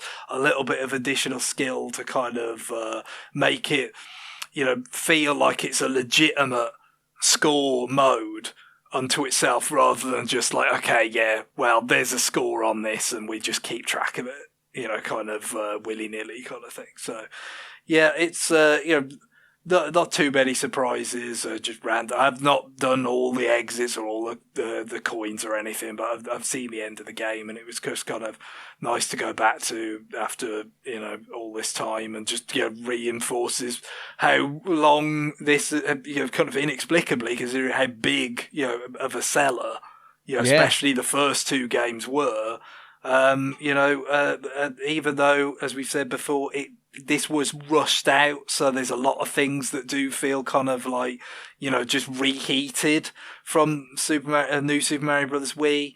Like a lot of the backgrounds, just feel like they're kind of downsampled for not to the same extent as Super Mario Maker for 3DS, like where it's really painfully downsampled from the Wii U, but still, it's like, yeah, this doesn't seem like it was lovingly created from the ground up for the 3DS, even though, there are some unique background elements that hadn't been seen in previous New Super Mario Brothers games. And the 3D implementation was always just weak to me. Like, it's got this, like, depth of field thing, which is still there to some extent if you just play in 2D. But there is an element to it that, like, it's like, turn 3D on to make your game blurrier, which is not really, like, when you think of, like, 3D Land that had just come out, like, a few months earlier than this, it's so much better than that. It's just like, you really add something to that game. And of course, it has like 3D movement. Of course, it would have more to offer, but I can think of loads of side-scrolling games on 3DS that had stronger implementation on than this does for the stereoscopic. So I was very much like, I will have 3D on almost all the time. Battery life be damned. I really like it. For this, I'm happy to play it in 2D because it brings that little to the table. But I think that was another kind of relic of the fact that it was just rushed to market because it was all hands to the pump when it came to saving the 3DS. But it's still got some creative sparks and enjoyable touches and kind of relatively unique touches. Even with all those constraints, I just think it's kind of one of the things that hits you when you play it now is the fact that the levels are kind of relatively compact because it wasn't designed for multiplayer the way that, Wii and Wii U were. Those were always kind of, well, we've got to have 4 players in mind. I never really felt like it kind of like severely undermined the level design, especially like when you get to New Super Luigi U, where the levels are quite short anyway. Like, I certainly didn't mind that, but like when you play levels this compact again, you do notice the difference. Like, and there's, when you are just playing it single player, I think it just makes it a little bit snappier. So, be kind of interested to see what way they'd go if they do bring a side-scrolling Mario back. Like, how big would the multiplayer focus be again, and how would that impact the level design? But it's kind of nice to snap back to a time where that wasn't like a part of the package. Yeah, I mean, I preferred the feel of 2, and I think you're probably right. That was probably a big portion of it. But I have to assume in the effort to give value to the Nintendo online service, it's going to be heavily multiplayer focused if they were to make one. You would think so, but I guess it just depends like what they're going for with the, because in terms of like we've already had like the last Mario game that they brought out was 3D World, which was very kind of multiplayer focused, and obviously was kind of extending out the 3D Land, design in much the same way the New Super Mario Bros. Wii kind of extended out the New Super Mario Bros. Design. Whether they would kind of maybe go, a little narrower again, for in both a sort of literal and figurative sense, perhaps, with a new game. It just depends. Like, would it be something that still is part of the New Super Mario Bros. Umbrella, or would it be something instead that's actually, kind of trying to create a new sub-series that just happens to be side-scrolling? I don't know. They've kind of punted on these questions for such a long time now by just having like Mario Maker and doing re-releases that I really don't have a good feel for like what they'd want to do exactly. But I mean, especially with the ridiculous success of the Mario movie, to bring it back to that. Like, God, the time is now to capitalise on it, isn't it? I mean, you already see things, like, they're evergreen sellers anyway, but, stuff right. like Odyssey and other games like rising up the charts more than normal. And I do wonder at this point whether they're like, was it stupid to withdraw 3D All-Stars from sale? Because we probably would have been getting a bump on that, about now. But yeah, for sure. It really did seem like they had a value on the experiment in that case more than just like, it's not so much that we necessarily think this will make us the most money, it's we want to see what it does. We want to see how people respond. So I guess, they're willing to potentially forego things like, these kind of cyclical upticks in revenue, to see, how it affected people's behaviour, their purchasing decisions or whatever. But, that's the thing about Mario. He isn't going anywhere. So you can expect, to get proven with all the other games on multiple systems. Like, those things are lasting sellers. So, it was always a bit of an interesting decision to, lop that off. At just this 35th anniversary malarkey, and I do wonder if they're second guessing it a little bit now. Well, I mean, they've been running a sale for the Mario games that are on Switch to coincide with the movie, and you've got to figure this would be one they would be very comfortable putting on sale. Because look, I'm not saying no work went into this port. Obviously, work went into it, but it's modest compared to something like Metroid Prime, isn't it? Yeah. This feels like it would be a good time to cash in. And look, like, maybe they could have built this thing so if it was successful, they could sell us other content, like, I don't know, Super Mario Galaxy 2, maybe. It's out there. Yeah, maybe. Just fucking maybe. Well, and around. I mean, you gotta think there's gotta be something this holiday season. Something, but there Mario, doesn't. There's something Mario themed. Like, come on. Like, I know the pandemic has disrupted everything, but surely something can be summoned at short order, like New Super Mario Brothers 2 was. To say, like, okay, home video release. We're gonna be there. We're gonna be ready. We're gonna capitalize on this thing. So we'll see. It just every so often that collection comes up and it just feels weirder and weirder and weirder. Yeah, I mean, is that like of the mainline Mario games, assuming you bought the collection? Is Galaxy 2 it in terms of games that you can't play on Switch? Well, 3D Land. Oh yeah, 3D Land also should come back somehow. I don't care how. Definitely come back. I know. Well, 3D World is great and all that, but again, similar to what I said about New Super Mario Bros., there is a little bit of a different feel with it just being, for single player, and of course you can't capture what the stereoscopic 3D brings to it, but still, I think it stands on its merits as just as a design, and like I said, a little bit snappier than 3D World. That it'd be nice to have it back in some package or thereabouts. But yeah, I don't know what odds I'd put on it, because it's like, if you'd never had 3D World and you was thinking, oh, maybe they'll do them together, or like something like that. But now that gameplay style has been kind of represented on Switch, it's you kind of think it's possible it would just go by the wayside. Well,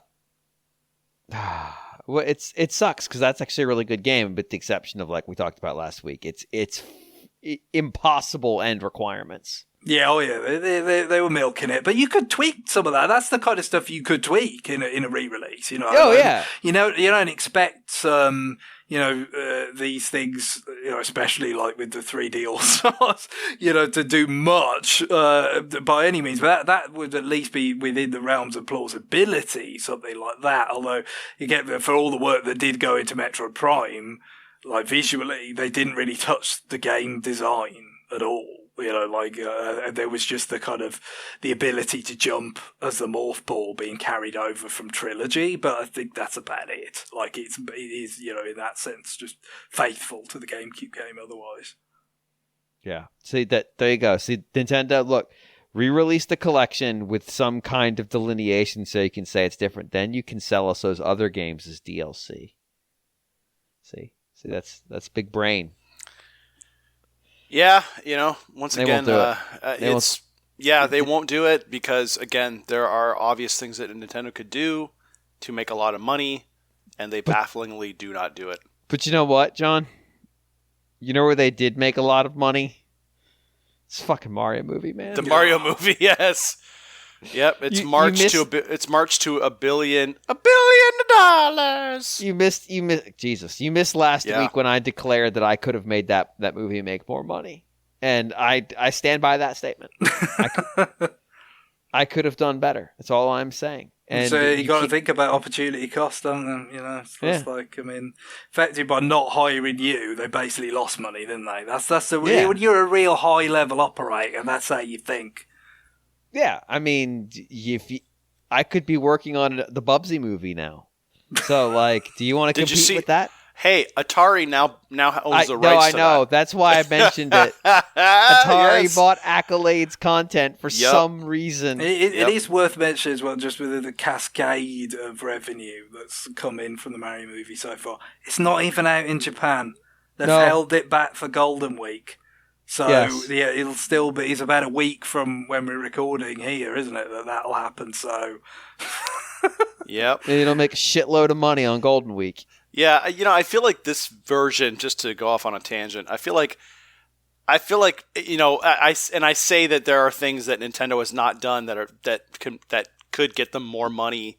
I feel like they're finally kind of taking advantage of the obvious stuff. Like, I just think of the theme park, this movie. Finally, they're they're almost fully taking advantage of their IP now. This goes back to that briefing Iwata did during the Dark Times, where it's like, we're going to license our IP. We're going to make mobile stuff, all that. Yeah, it's all taken varying lengths of time to come to fruition, and none of it was especially rapid, because their core business has turned around spectacularly in the interim, but it's still going to put them in very good stead for the future. Well, it's funny, and I feel like their mobile efforts have pretty much stalled at this point. Oh, they're done. Like they kind of did that, and they're over it. They're not announcing any new games. I wonder if that space, like, it's still lucrative. You can still make money there. Sega bought Rovio for some godforsaken reason. That baffles me. I have no idea why they did that. So we can get my badly photoshopped Shadow. Actually, no. The sad part is it was well photoshopped. Angry Birds Sonic crossover movie. No idea. But I wonder if, like, we're at a place now where it's moved beyond the era of, like, you could put your game out on mobile and make $1 billion almost instantly. It makes me think of, everybody loved back in the days of the Wii. Everybody loved the blue ocean versus red ocean stuff. Everybody suddenly became a market expert. But I feel like Nintendo is realizing that mobile gaming is a red ocean. Yeah, I think they can't just walk into that space and make a ton of money. I think there was a bit of a gold rush going on as well, and so they put out a bunch of. I mean, so John, this goes back, and you and I have both worked in product. The idea of, like, well, we're just going to throw shit out there and see what works, and failure is okay. Yeah. Now, is failure really okay? It depends. Depends on where you're working. Depends on your war chest. Yeah, but it feels like Nintendo was actually quite comfortable with failure. Like, they put out a bunch of stuff, and stuff that seemed nominally successful, like Dragalia Lost, and they're like, nah, it's not really getting the return we want. Yeah. Pull the plug. Dr. Mario World that Xander talked about with his attempt to clear all 1,000 levels. Like, they put an effort into that game, and they supported it for quite a while, and then they just said, no, we're done. Mario Kart Tour seems to have been somewhat successful as its own economic product, but it's proved to be a tremendous resource for this DLC for Mario Kart 8 Deluxe. It's just backdoor it into being Mario Kart 8 DLC. Yeah. So, like, it's not like the stuff's lost. Animal Crossing Pocket Camp seems to have been a success, and then of course we've talked about Fire Emblem. It's made a shitload of money. It's relatively old at this point. It's like 7 or 8 years old, which is ancient for a mobile game. And of course they made a bunch of money on Pokemon Go early. I don't know how much they make these days. Oh, and they're also another side tangent. Monster Hunter now is coming. Monster Hunter. I signed up for that beta, baby. Oh, I'm sure you did. But like they've basically run this, or Niantic's run this play a few times now. Like they did, they made the Harry Potter one. They made Pikmin Bloom. They did another one. I can't remember what it is. And of course, they're all just basically like evolving off Ingress. And then Pokemon Go made Ingress into something that people outside Japan actually consumed. Yeah. Did you know there was an Ingress anime? I'm not even fucking kidding. What? I did not know that. There is an Ingress anime, and it is apparently fucking terrible. Yeah, it doesn't surprise me. Yeah, I mean, I would expect as such, but there sure was. Mm-hmm. But there's components to their plan that works. Now the Pokemon Company seems to be going in on mobile. They have Pokemon Master Sex. They have their MOBA. I'm blanking on I can't remember what it's called. That Nintendo talks about a lot during events. Is it Unite? Is that Unite? Yeah, it is Unite. Yeah. It is Unite. Yep. With these, like, when you have so many subtitles, it is tough to keep them straight. Like the Lego Minecraft thing I was trying to think about the other week. Yeah. I think that's Lego Worlds. I think that was right. You're right. That was Worlds. Yeah. Yeah, not Dimensions was the Toys to Life thing. Worlds was the Minecraft thing, just chasing whatever was big at the time. Yeah, but and Pokemon is kind of in the same place but I'm pretty sure the MOBAs Unite, I think. Yeah, and of course we have Teeth, which is real. Pokemon Teeth. Pokemon Sleep, and the Pokemon Go, the Pokemon Plus that talks to you while you sleep. It's just I can't. So like they're still in the mobile space, but they definitely feel like they and their affiliates have maybe not hard committed. Like we're gonna make a bunch of games because I just think you're right. I think ultimately the conclusion has been that this space is highly competitive,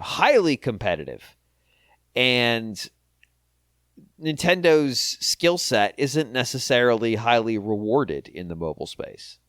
The kind of games that are successful there may not align with what they are best at producing. Yeah. And as a consequence, like investing, like Sega is doing with this Persona 5, I think it's X, that as of right now is only in China. Like Nintendo's just not going to do that. It just doesn't make sense for them. So it doesn't make sense to them. But the other stuff, the theme parks, they've now, I think the Orlando one's open, or it's going to open soon. They took their time on that project. They really were analytical about how they wanted to go about it. The movie took forever, almost to the point where I wonder if they went ahead and mapped out what a sequel would be. Because, the idea normally with these kids' movies is get the sequel out fast because kids grow up quick. Mm-hmm. That's been part of Nintendo's like guiding philosophy since the Yamauchi's days. So it's like, hey, we got to do Famicom Disk System because Famicom's going to be kind of old news by 86. When it's been on the market for 3 years. So, and then obviously you think of Pokemon and just how you've always got to have a new generation within 3 years. You got to be. It can't be 5 years again, can it? It can't be. We went from 2018 to now to get this movie. You've got to think, obviously the pandemic and all sorts of things factor into just how excruciating it ended up being. But, you would have thought in that time, a lot of it has been the prep work for what comes next if, it did the kind of business they were hoping for, which we can only assume it has.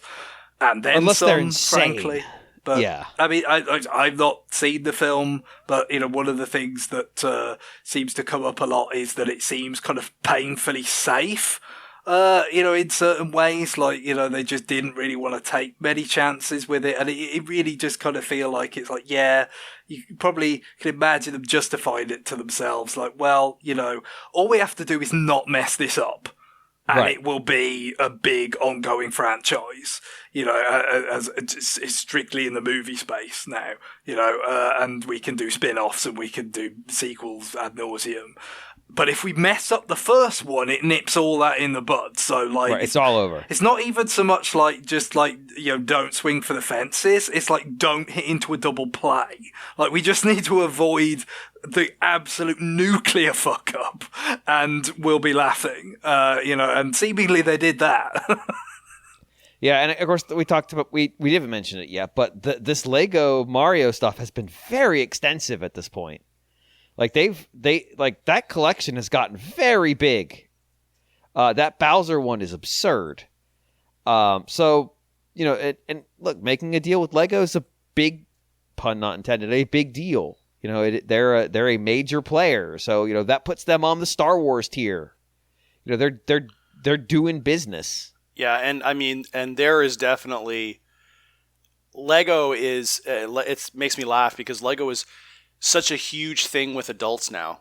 Oh yeah. Well, the Mario movie is doing very well with adults. Yeah. Like it's funny. I mean, I know lots of people who have all kinds of Lego now, like these Lego sets. Everybody's buying them, which I think is really funny. Every time a major Lego set gets announced, it comes up in the NWR Discord. Yeah. Yep. And especially if it's like a Mario or these Sonic ones they've done recently. But look, if you look at the Sonic ones, they look fine. You can tell where Lego is prioritizing their work, and it is the Mario stuff. Like the interactive components they've built for it, all that weird stuff with the Mario talking thing. I wonder, but it has been very painfully Mario centric up to this point. Mm-hmm. And obviously he's the mascot. I mean, the company colors match his colors. I can understand not wanting to do anything Zelda right now because they're obviously like they want all eyes on Tears of the Kingdom. Yeah. If I'm an investor, I'm going to start asking. You did the Mario stuff. You did a good job. There's a theme park. There's 3 theme parks. They're receiving good reviews. There was a movie. It made me $1 billion. This Lego deal's a big deal. Where's your other franchises? Like Pokemon is handled for them. Mm-hmm. Where's the other stuff? Like where's Zelda? Well, I mean, out the gate, I mean, you're obviously going to go with Mario, right? And Lego is also right. Oh yeah. Lego is also the most mainstream of mainstream products, so you want the most recognizable. Oh sure, but iconic characters. If they announced Legend of Zelda Lego sets, to me that's a no-brainer at this point. Yeah, absolutely.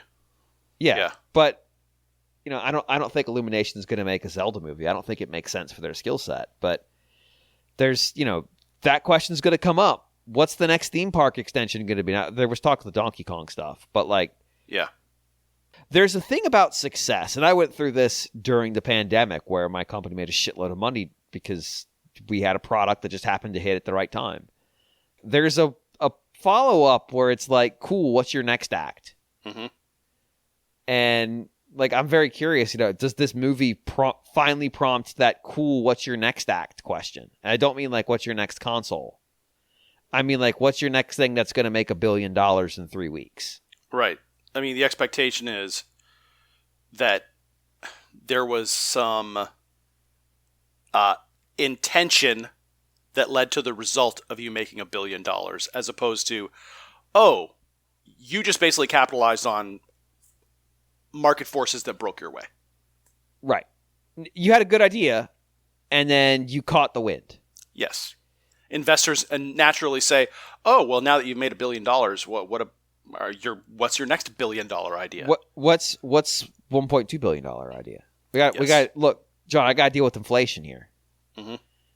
I got inflationary pressures on my yacht. I need to know what's the next $1.7 billion idea.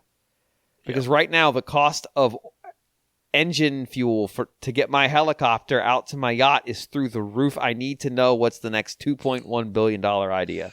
Right. Yeah, well, what's speaking of that, just on April the 3rd, Nintendo and DNA established their joint venture company.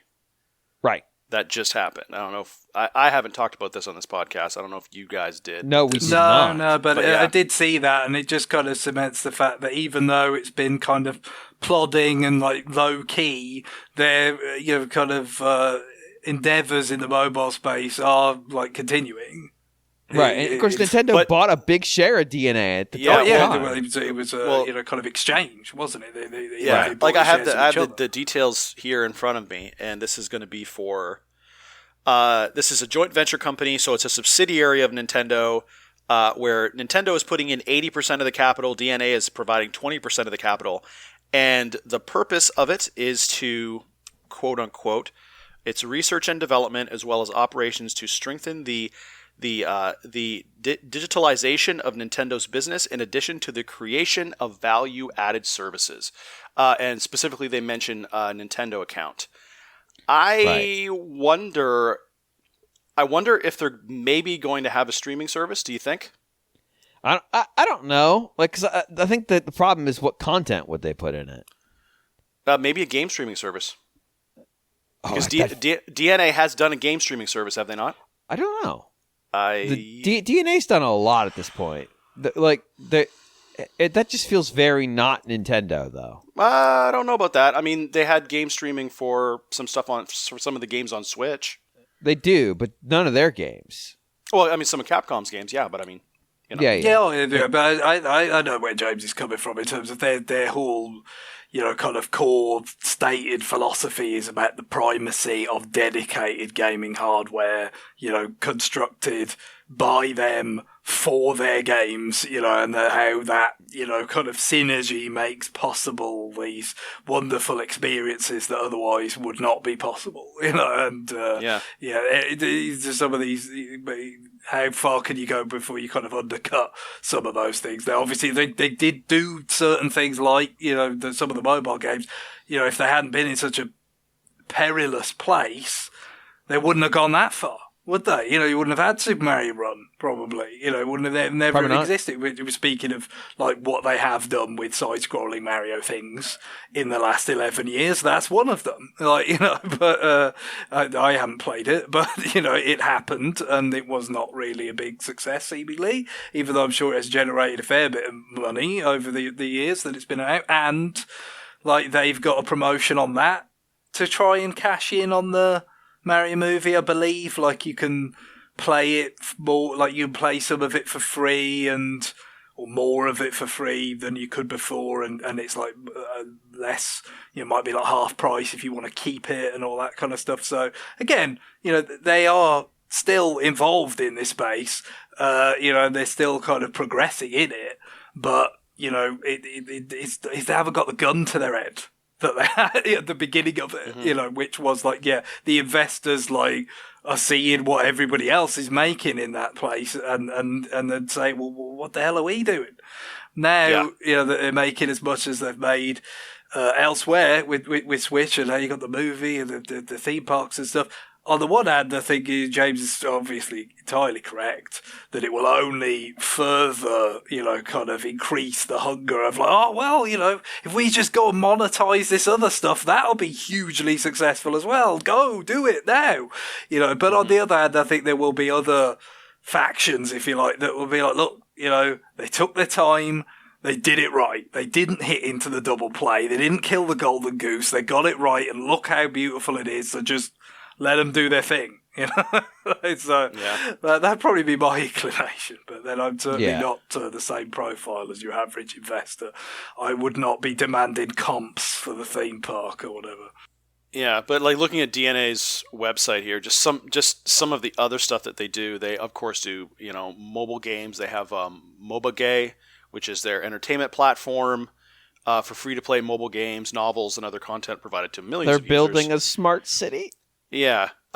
So they do a bunch of stuff, but they also have AndApp. It's a platform that allows users to play mobile game apps on PC browsers under the same user account, syncing data across devices and allowing users a fun play experience without worrying about mobile data usage. And they do live streaming. So there's a lot of stuff that DNA plays in where Nintendo could potentially use that to do different things. Yeah, I could see them just being like, look, we didn't do a great job with any of the accounts we've set up. We've retired. I mean, keep in mind, like my current My Nintendo account is the offspring of the what was the eShop account called on the Wii U? It was a different account name.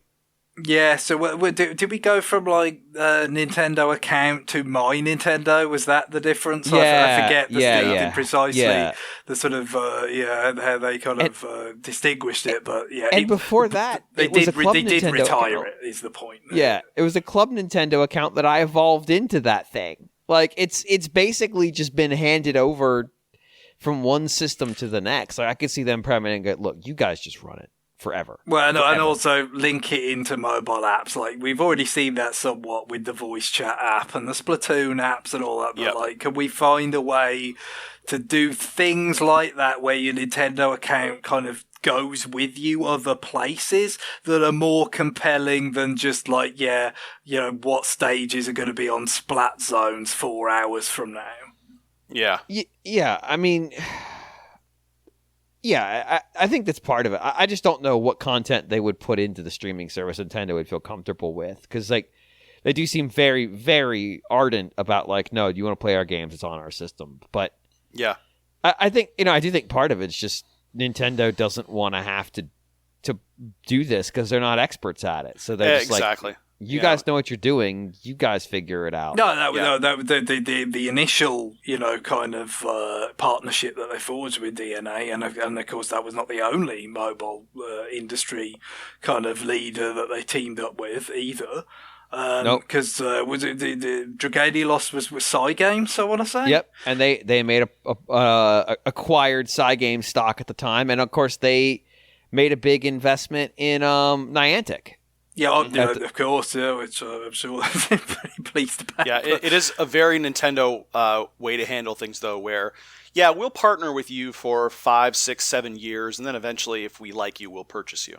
Well, I think in some of it at the time, I don't know, maybe this is harsh, but I feel like there was almost a little bit of a performative element to it in terms of like, look, we're doing this. This is very serious. We're finding experts in the field. We're investing in each other. It's a partnership. This is something we are treating very, very seriously.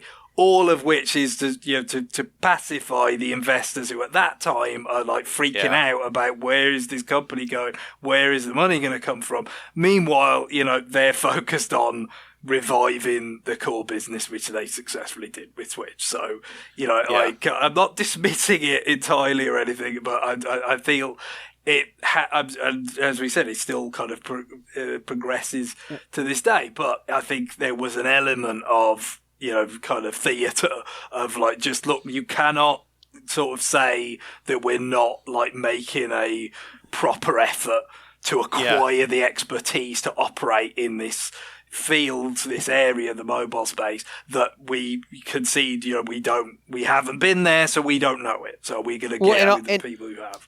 And all this revenue is additive, and that's the big thing. It's also too. It's also kind of the classic Nintendo approach of, we're going to dip our toes into a few things in this area. Like, I'm just thinking with the Nintendo, like your Nintendo account, with throwing on the subscription services, and then seeing how people, because they were always very skeptical of that type of stuff historically, and then finally they do introduce a subscription service, right? Much later than Sony had, much later than Microsoft had. Yeah, sure. And it's much cheaper than all of this. Yeah, it's much cheaper than all of them. And now I think they've, like, for them internally, they've proven out that their customers are amenable to paying for a subscription service like that. So now finally they're bringing DNA in to say, hey, okay, now we're going to really build on this Nintendo account service. They've already made the premium version, and so they're just working through it. Yep. Also, I don't know how we got here. I think we got here because I made a joke about the fact that there's 3 exclamation points in a song, like Punch-Out has 2, and somehow we've meandered all the way to this. yeah. This is a meandering episode, and we're probably coming up on the 2-hour mark, I think. No, we've passed it already. To be fair, I think we needed to get all of this out of our system before Guillaume comes back. Is really yeah, exactly. All the business stuff. That's true, but I do legitimately think the jumping off point for this was how many exclamation points this song has that they included in the Xenoblade 3 DLC trailer. Yeah, which is amazing. Well, it somehow went to mobile games, and then mobile games led to What About DNA, joint venture company, and here we are.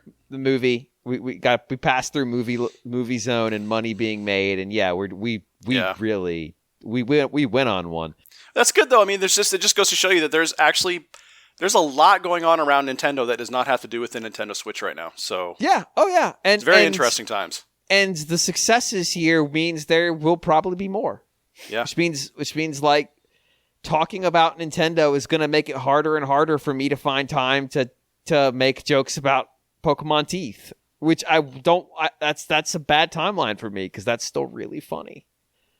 Greg, I don't know what your new business was anymore. I've forgotten. I was doing Super Mario Brothers 2, because again, I am the man on the bleeding edge. There we go. So, we're at 2 hours.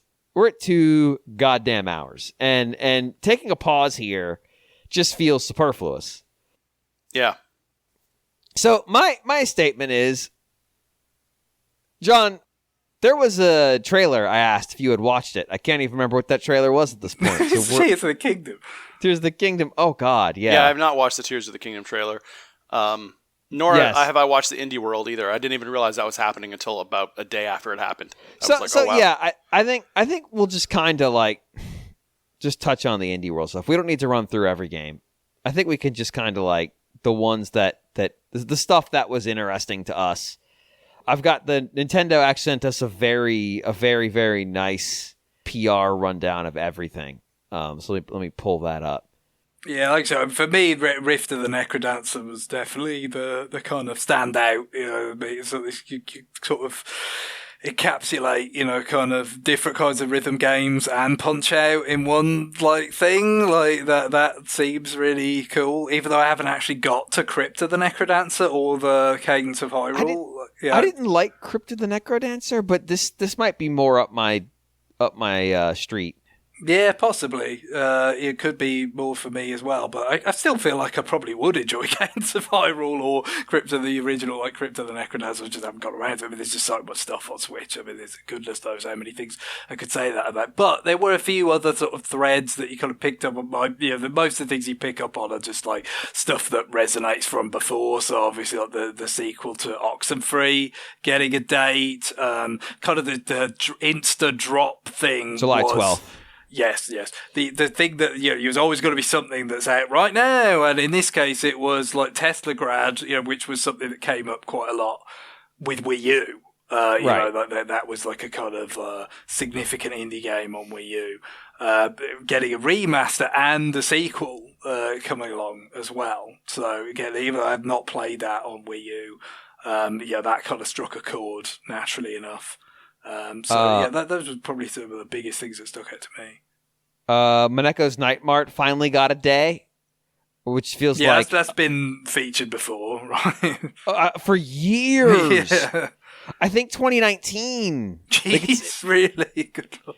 So that's coming out in September 26th. My Night at Sandrock, I believe this was when we found out it was coming to Switch, but it got a summer date. It didn't get a date. It got a summer assignment. A lot of DLC for things that had previously shown in Directs. I think 3 projects tied to Seren at some point. So I'm just going to, handle that accordingly. Like, there's been some of these where there's more stuff that's just absolutely, blows your socks off. No, there was no Silk Song. Despite the fact that it's become a meme now that there won't be Silk Song content. We've talked about this. Yeah, I'm sure at this point, it's become such a thing that there's a lot. Rather than chastising people for kind of having arguably poorly calibrated expectations, we can chastise people for just being trolls. Yeah. But see, now I think everybody's in on the joke. So now it's back to it's not trolling anymore. It's just like... It's not trolling if everybody does it. Is that the stand? Well, because the trolling, you're targeting somebody. I think we're all just going each other. Yeah, it's mutual. It's just full on say the line Bart at this point. Yeah, ritual. Yeah. The sequel to West of Loathing was also the live drop, Shadows over Loathing. Right. The only other thing that really jumped out at me was the Shovel Knight Pocket Dungeon DLC. Looked fairly expansive. That's coming out in the spring, and there was another one that caught my eye. I'm looking at the list. Oh, Bomb Rush got a date, August 18th, which looks really cool. I don't know if that was known that it was coming to Switch, right? Paper Trail looked good, but there's not a ton to say about it. Escape Academy Complete Edition, which I think is one of the games that one of the companies Seren has worked for, was involved in. So yeah, there's some stuff. Animal Well, which is this weird treasure hunting, scrolling, pixelized Metroidvania-esque looking thing. Oh, another thing that kind of resonated with something, even though it's something I had not actually got around to before, Blasphemous 2. Right. Again, that's got a kind of striking look to it, and I've seen some favourable coverage of the original Blasphemous, but now we've got the sequel. Did Guillaume talk about Blasphemous at one point, or am I imagining that? I don't remember. Like, possibly. I wouldn't bet my life on that, but certainly, from various places, it's something that kind of seemed like it would interest me. And yes, like so many other things, it's like, oh no, it's passed me by long enough that there's a sequel. Chants of Sennar, that was the other one I was interested in, which is like this labyrinth game where you have to basically decode ancient languages to continue to advance, based on context hints and stuff. It looked interesting, but I don't know if it's going to be the kind of thing I end up enjoying or not. Yeah, that was it was a quick one. It was only 20 minutes, so it's not going to take. I mean, granted, it was only 20 minutes. Could turn this into a 2-hour conversation for RFM, but like I said, a lot of the content here isn't necessarily the kind of stuff that was going to like blow us up. So that's not a statement about the quality of the content. It's just not necessarily the kind of stuff that would distract us, this audience. These three humans on this world for an extended period of time. I don't think. Probably not. No. There was Brotato, though, a top-down arena shooter roguelike that lets you play as a potato wielding up to 6 weapons at a time to fight hordes of aliens, launching this year. So you could just think about that. You could just think about being a potato with up to 6 weapons fighting aliens later this year. I never pictured a potato as being that violent, but I mean, I think if you push a potato far enough, who knows? I've been there. Sometimes I'm just over there going like, I'm gonna like Julian Fry cut this thing, and it says no. It pushes back, and so I have to just settle for like standard hash browns or something. I don't get to get the good cutter out. This has been weird. Anything else we want to cover today? I don't know. I mean, like I had a plan, but your battles with potatoes aside, I don't know. I don't know what else we could touch on here. Is there anything else that's on a subject that Guillaume would find tedious that you'd like to get out of the way now? Let's talk about exchange rates. Right. We've covered sports. We've covered business. He's listening to this, by the way. That's the best part. Of course. Of course he is. He's pushing through it. So let's talk about hyperinflation.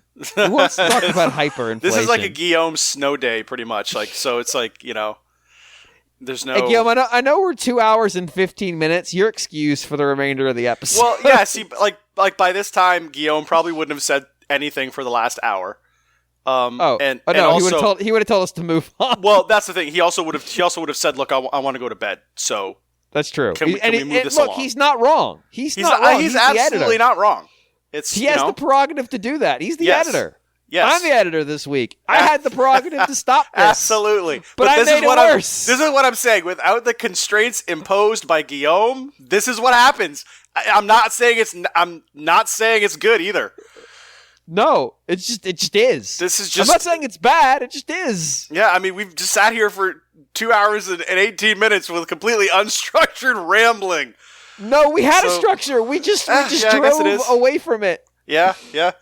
That's the thing with I mean, Guillaume, I guess he's the conscience of this podcast, I would say. So the era. So there was during the era of the live shows that we were doing annually. John and I had this agreement that we probably did more planning for our segments than 90% of the segments that ran. Yeah. But at the same time, we recognized we didn't fucking need to. We didn't need to. We could just roll the ball out there and kill an hour, no problem. And I remember we did the one segment where we didn't plan it at all. I think was that the one where we were doing? I think we were riffing like TV shows or something based on all of that stuff. Everything that's in that segment that was off the top of our heads, pretty much. And it was just madhouse. It was just bonkers the whole time through. We put no planning into that whatsoever, and we basically afterwards sat there and looked at each other, and we were like, "We don't really have to plan anything." I'm like, "Yeah, man, we can pretty much ever again. We can pretty much just sit here and talk about stuff for 2 hours straight. And we just easily. did that, so... Yeah, we just actually did that, so here we are. Congratulations. So this is what You're happens part when of our you... experiment.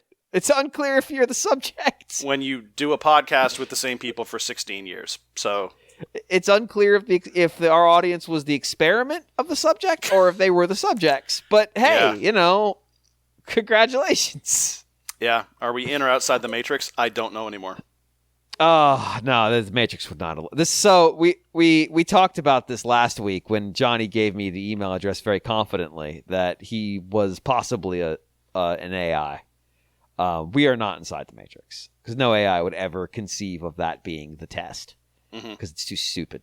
But emails can go to rfn@nintendoworldreport.com. I'm afraid to ask anybody because they might become intransigent about it, and I'll have to fight the T1000 about having to ask it for its email address. Yeah. So that's fine. You can send questions there next week. Here's my commitment to you next week. Well, actually, one thing I have to ask before we go. Yeah. Because it sounds like we're wrapping up. Did you I don't know. Maybe. You talk? It sounds like it. Did you talk to Johnny about? Has he listened to AI Johnny? He has. He thought it was very funny. Yeah. Okay. He thought it was very funny. He was particularly amused by the transition to the Kirby movie and by Bones. Yeah. Just. Like as he was listening to it, I believe what he said was that he felt he was bummed that he wasn't included because it was the funniest thing he had heard on the show until he shows up, and then he was like, "Oh my god!" So yeah, he definitely heard it.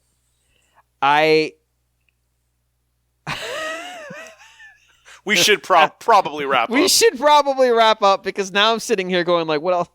What else have we not talked about? We talked about the Zelda stuff. You haven't talked about the Zelda stuff. So next week, John, I want you to have watched that trailer, and I just want you to give like a 2-minute thought on it. All right. I can do that. Because I think you'll find it very interesting because it's wild. Okay. So emails. They go to rfn@nintendoworldreport.com. If you are the T1000 and you think me saying this really easily and passively means I'm one of you, I'm absolutely one of you. Please tell me who you are at the closest proximity to lava possible.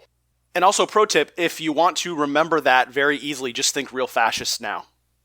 God damn it, John! Think about it. Just think about it. So now I have to compete with just think real fascists now, comma, it's an email address as the title. Or the other way you did it, where it stands for Real Fascists Now. Unfortunately, I haven't written down any other possible titles in all of the meandering bullshit this week. Yeah. So yeah, you can just call it meandering cool. bullshit. I mean, that's viable. It's kind of like Super Mario Brothers platforming, isn't it? Yes. Exactly. It's a bit on the nose, a bit, yeah. You can send your emails to rfn@nintendoworldreport.com. I think I've said that 3 times at this point. I think I've ruined that email address now that I think about it. My commitment to you is that next week we will answer at least 3 emails. Does that seem like it's highly unambitious? Yes. Do I care? I kind of care. I mean, is it going to be an all-email episode? You think? No, because we're gonna have to talk about the Xenoblade 3 DLC. Yeah, true. All right. We used to do 4 in an hour. We can do 3. We can do 3. I think we can. Yeah, we can commit to that.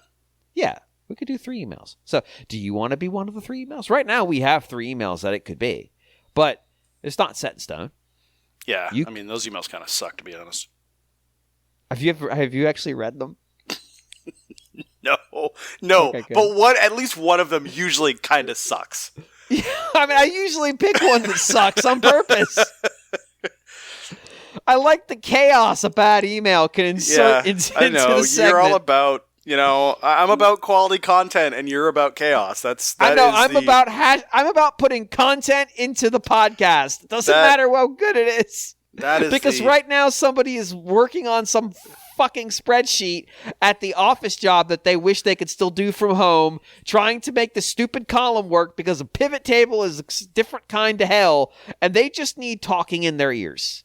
And if that's you right now, and I just broke your pivot table because I'm seeing you, I can see you right now.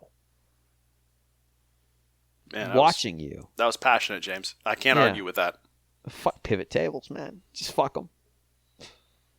And on that, Craig, what's our music to end the show this week?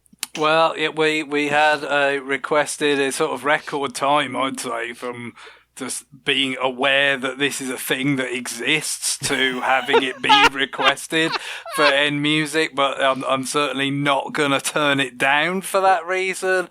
So yeah, we do have the Xenoblade 3 DLC coming out just a few days after this goes up. It slaps! That song is so good! And yeah, in the tradition of, Xenoblade additional battle themes that we've already seen in like Future Connected and Torna, we've got this one called, as has been already alluded to, New Battle.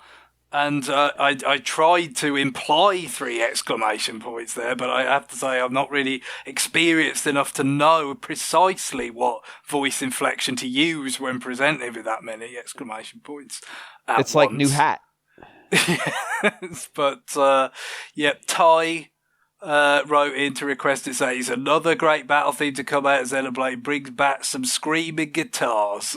So, it does. And asks actually what's our favourite battle theme. I really couldn't answer that immediately, to be honest. It's because it is quite a range from the kind of like ordinary battle theme, to the kind of the more significant like story ones, or the major boss battles, stuff like that. Like it is a whole kind of set of kind of songs, rather than just that have their own functions, rather than obviously all to go with the battling, but still very different personalities and things. Console Ends battle theme, which is just the console battle theme with like inappropriate flute put on top of it, is very unpleasant to listen to as a song, but it's got nice like there's meaning behind it. Well, in context, it's pretty clear why they're going for those that particular mix of things. But you think about it, like they don't mix at all, and there's reasons for that. But I think from a pure like this battle theme absolutely slaps, holy shit, I think it was just called Battle Double exclamation point, which was the one that they had for Torna. That was in the trailer. We've used that, haven't we? We did. Yeah, because I right after it aired, I said, so by the way, I'm just requesting this for the week when Torna comes out. And then when Torna came out, we did it. It just so happens that they gave us the song the week the game comes out. Yeah, they compressed that timeline for us this time. Yeah, so I mean it's really good. This is jazz piano. Actually, it's more like ragtime piano with screaming guitars, and then like strings there for some reason. Yeah, it's wild, and it swings like 3 different times, almost completely different styles. This being a field battle theme is silly. Because you'll never hear it's. So they put it on their YouTube channel as well. It's like 3 minutes and 40 seconds long. The speed that Xenoblade 3 battles go, like just against generic enemies, you will never hear the third phrase of this song. It is dead to you. So maybe that's why they included it, so you'll know it's there. All right, well, on that, it is time for us to end this. John, it's good to have you back. It's good to be back. Greg, always great to have you here. Oh, thank you. All right. Well, bye, everybody. Later. Bye-bye.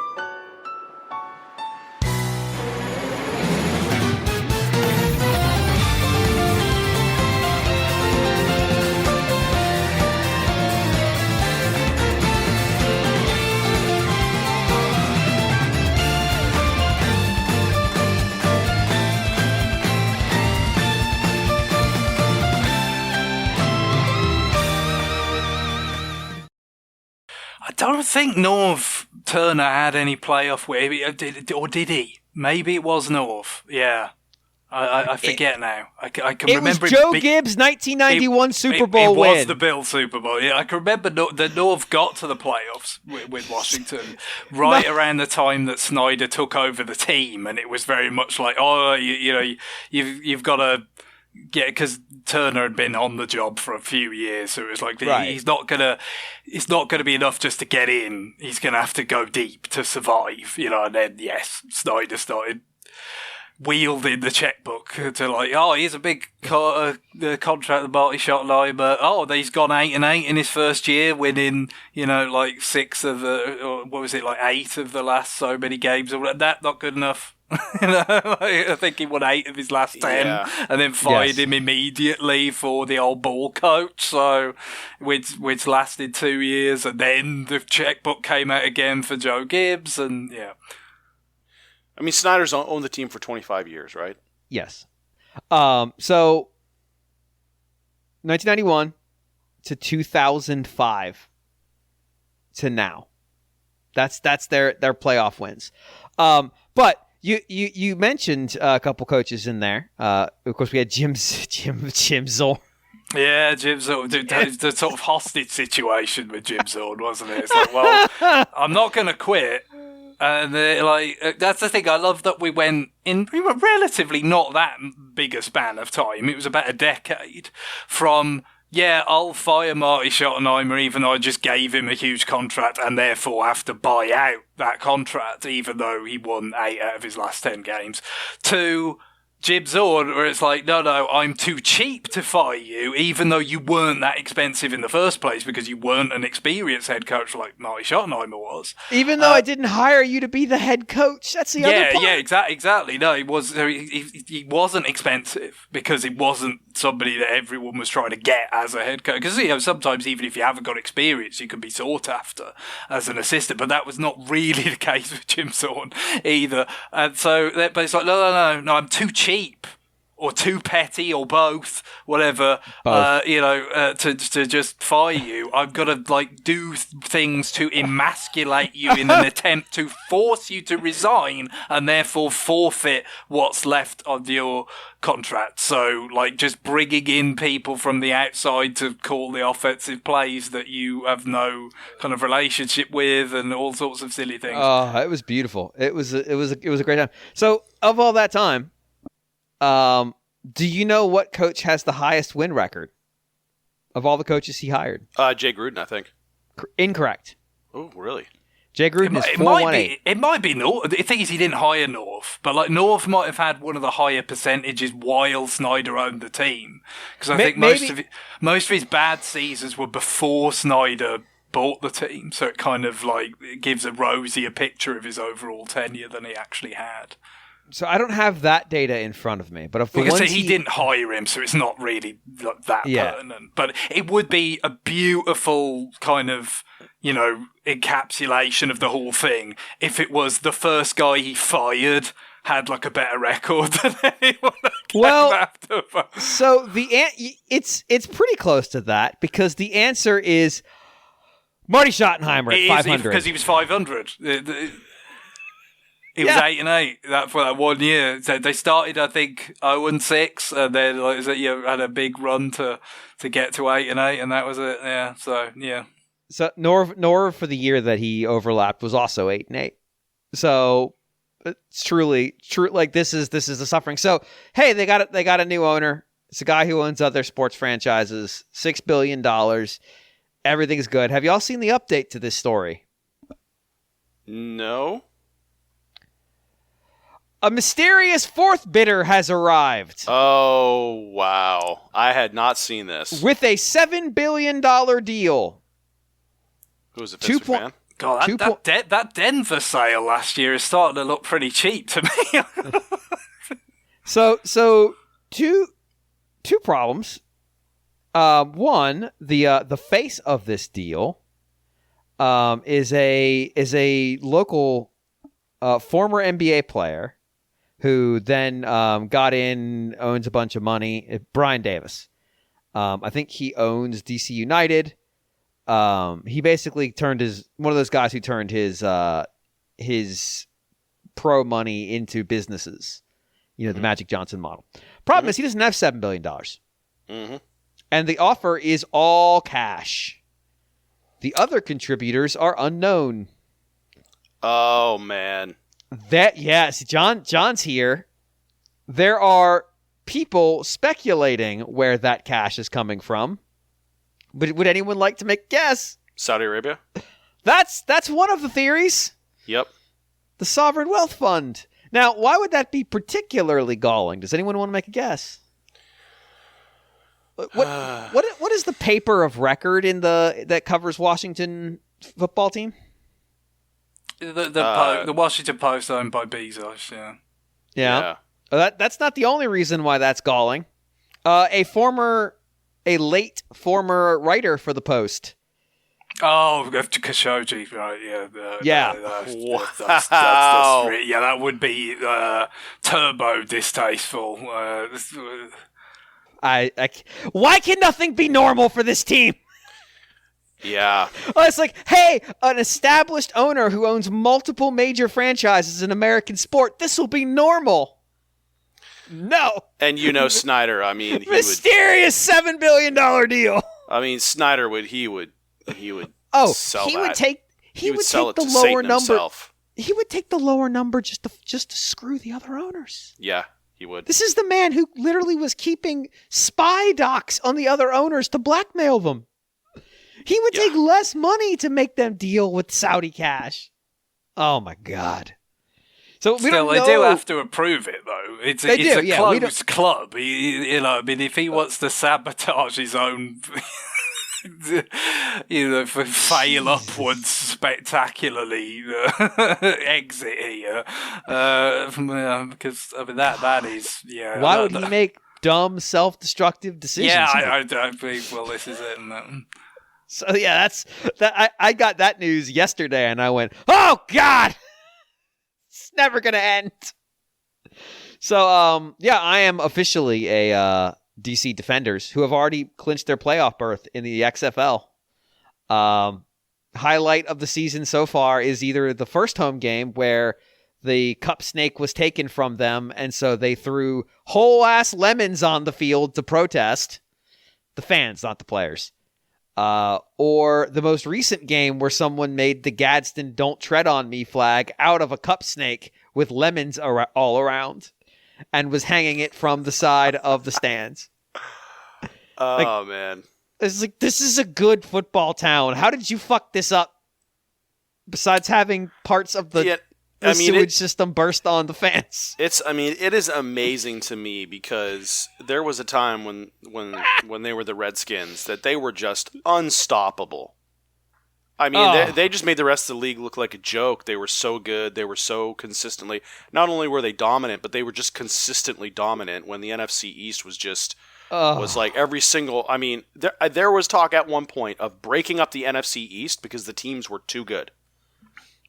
Well, like they literally talked about realignment at one point. We had the Landry Cowboys that had a winning season like 20 years in a row. God, overlapping with the Parcells Giants and the How are the Cowboys doing lately? The Gibbs Washington team, like that. And some of those Buddy Ryan Philly teams were pretty good. I mean, they that's exactly probably it. Didn't achieve what they could have done in part because of where they were playing, and then there were the Cardinals.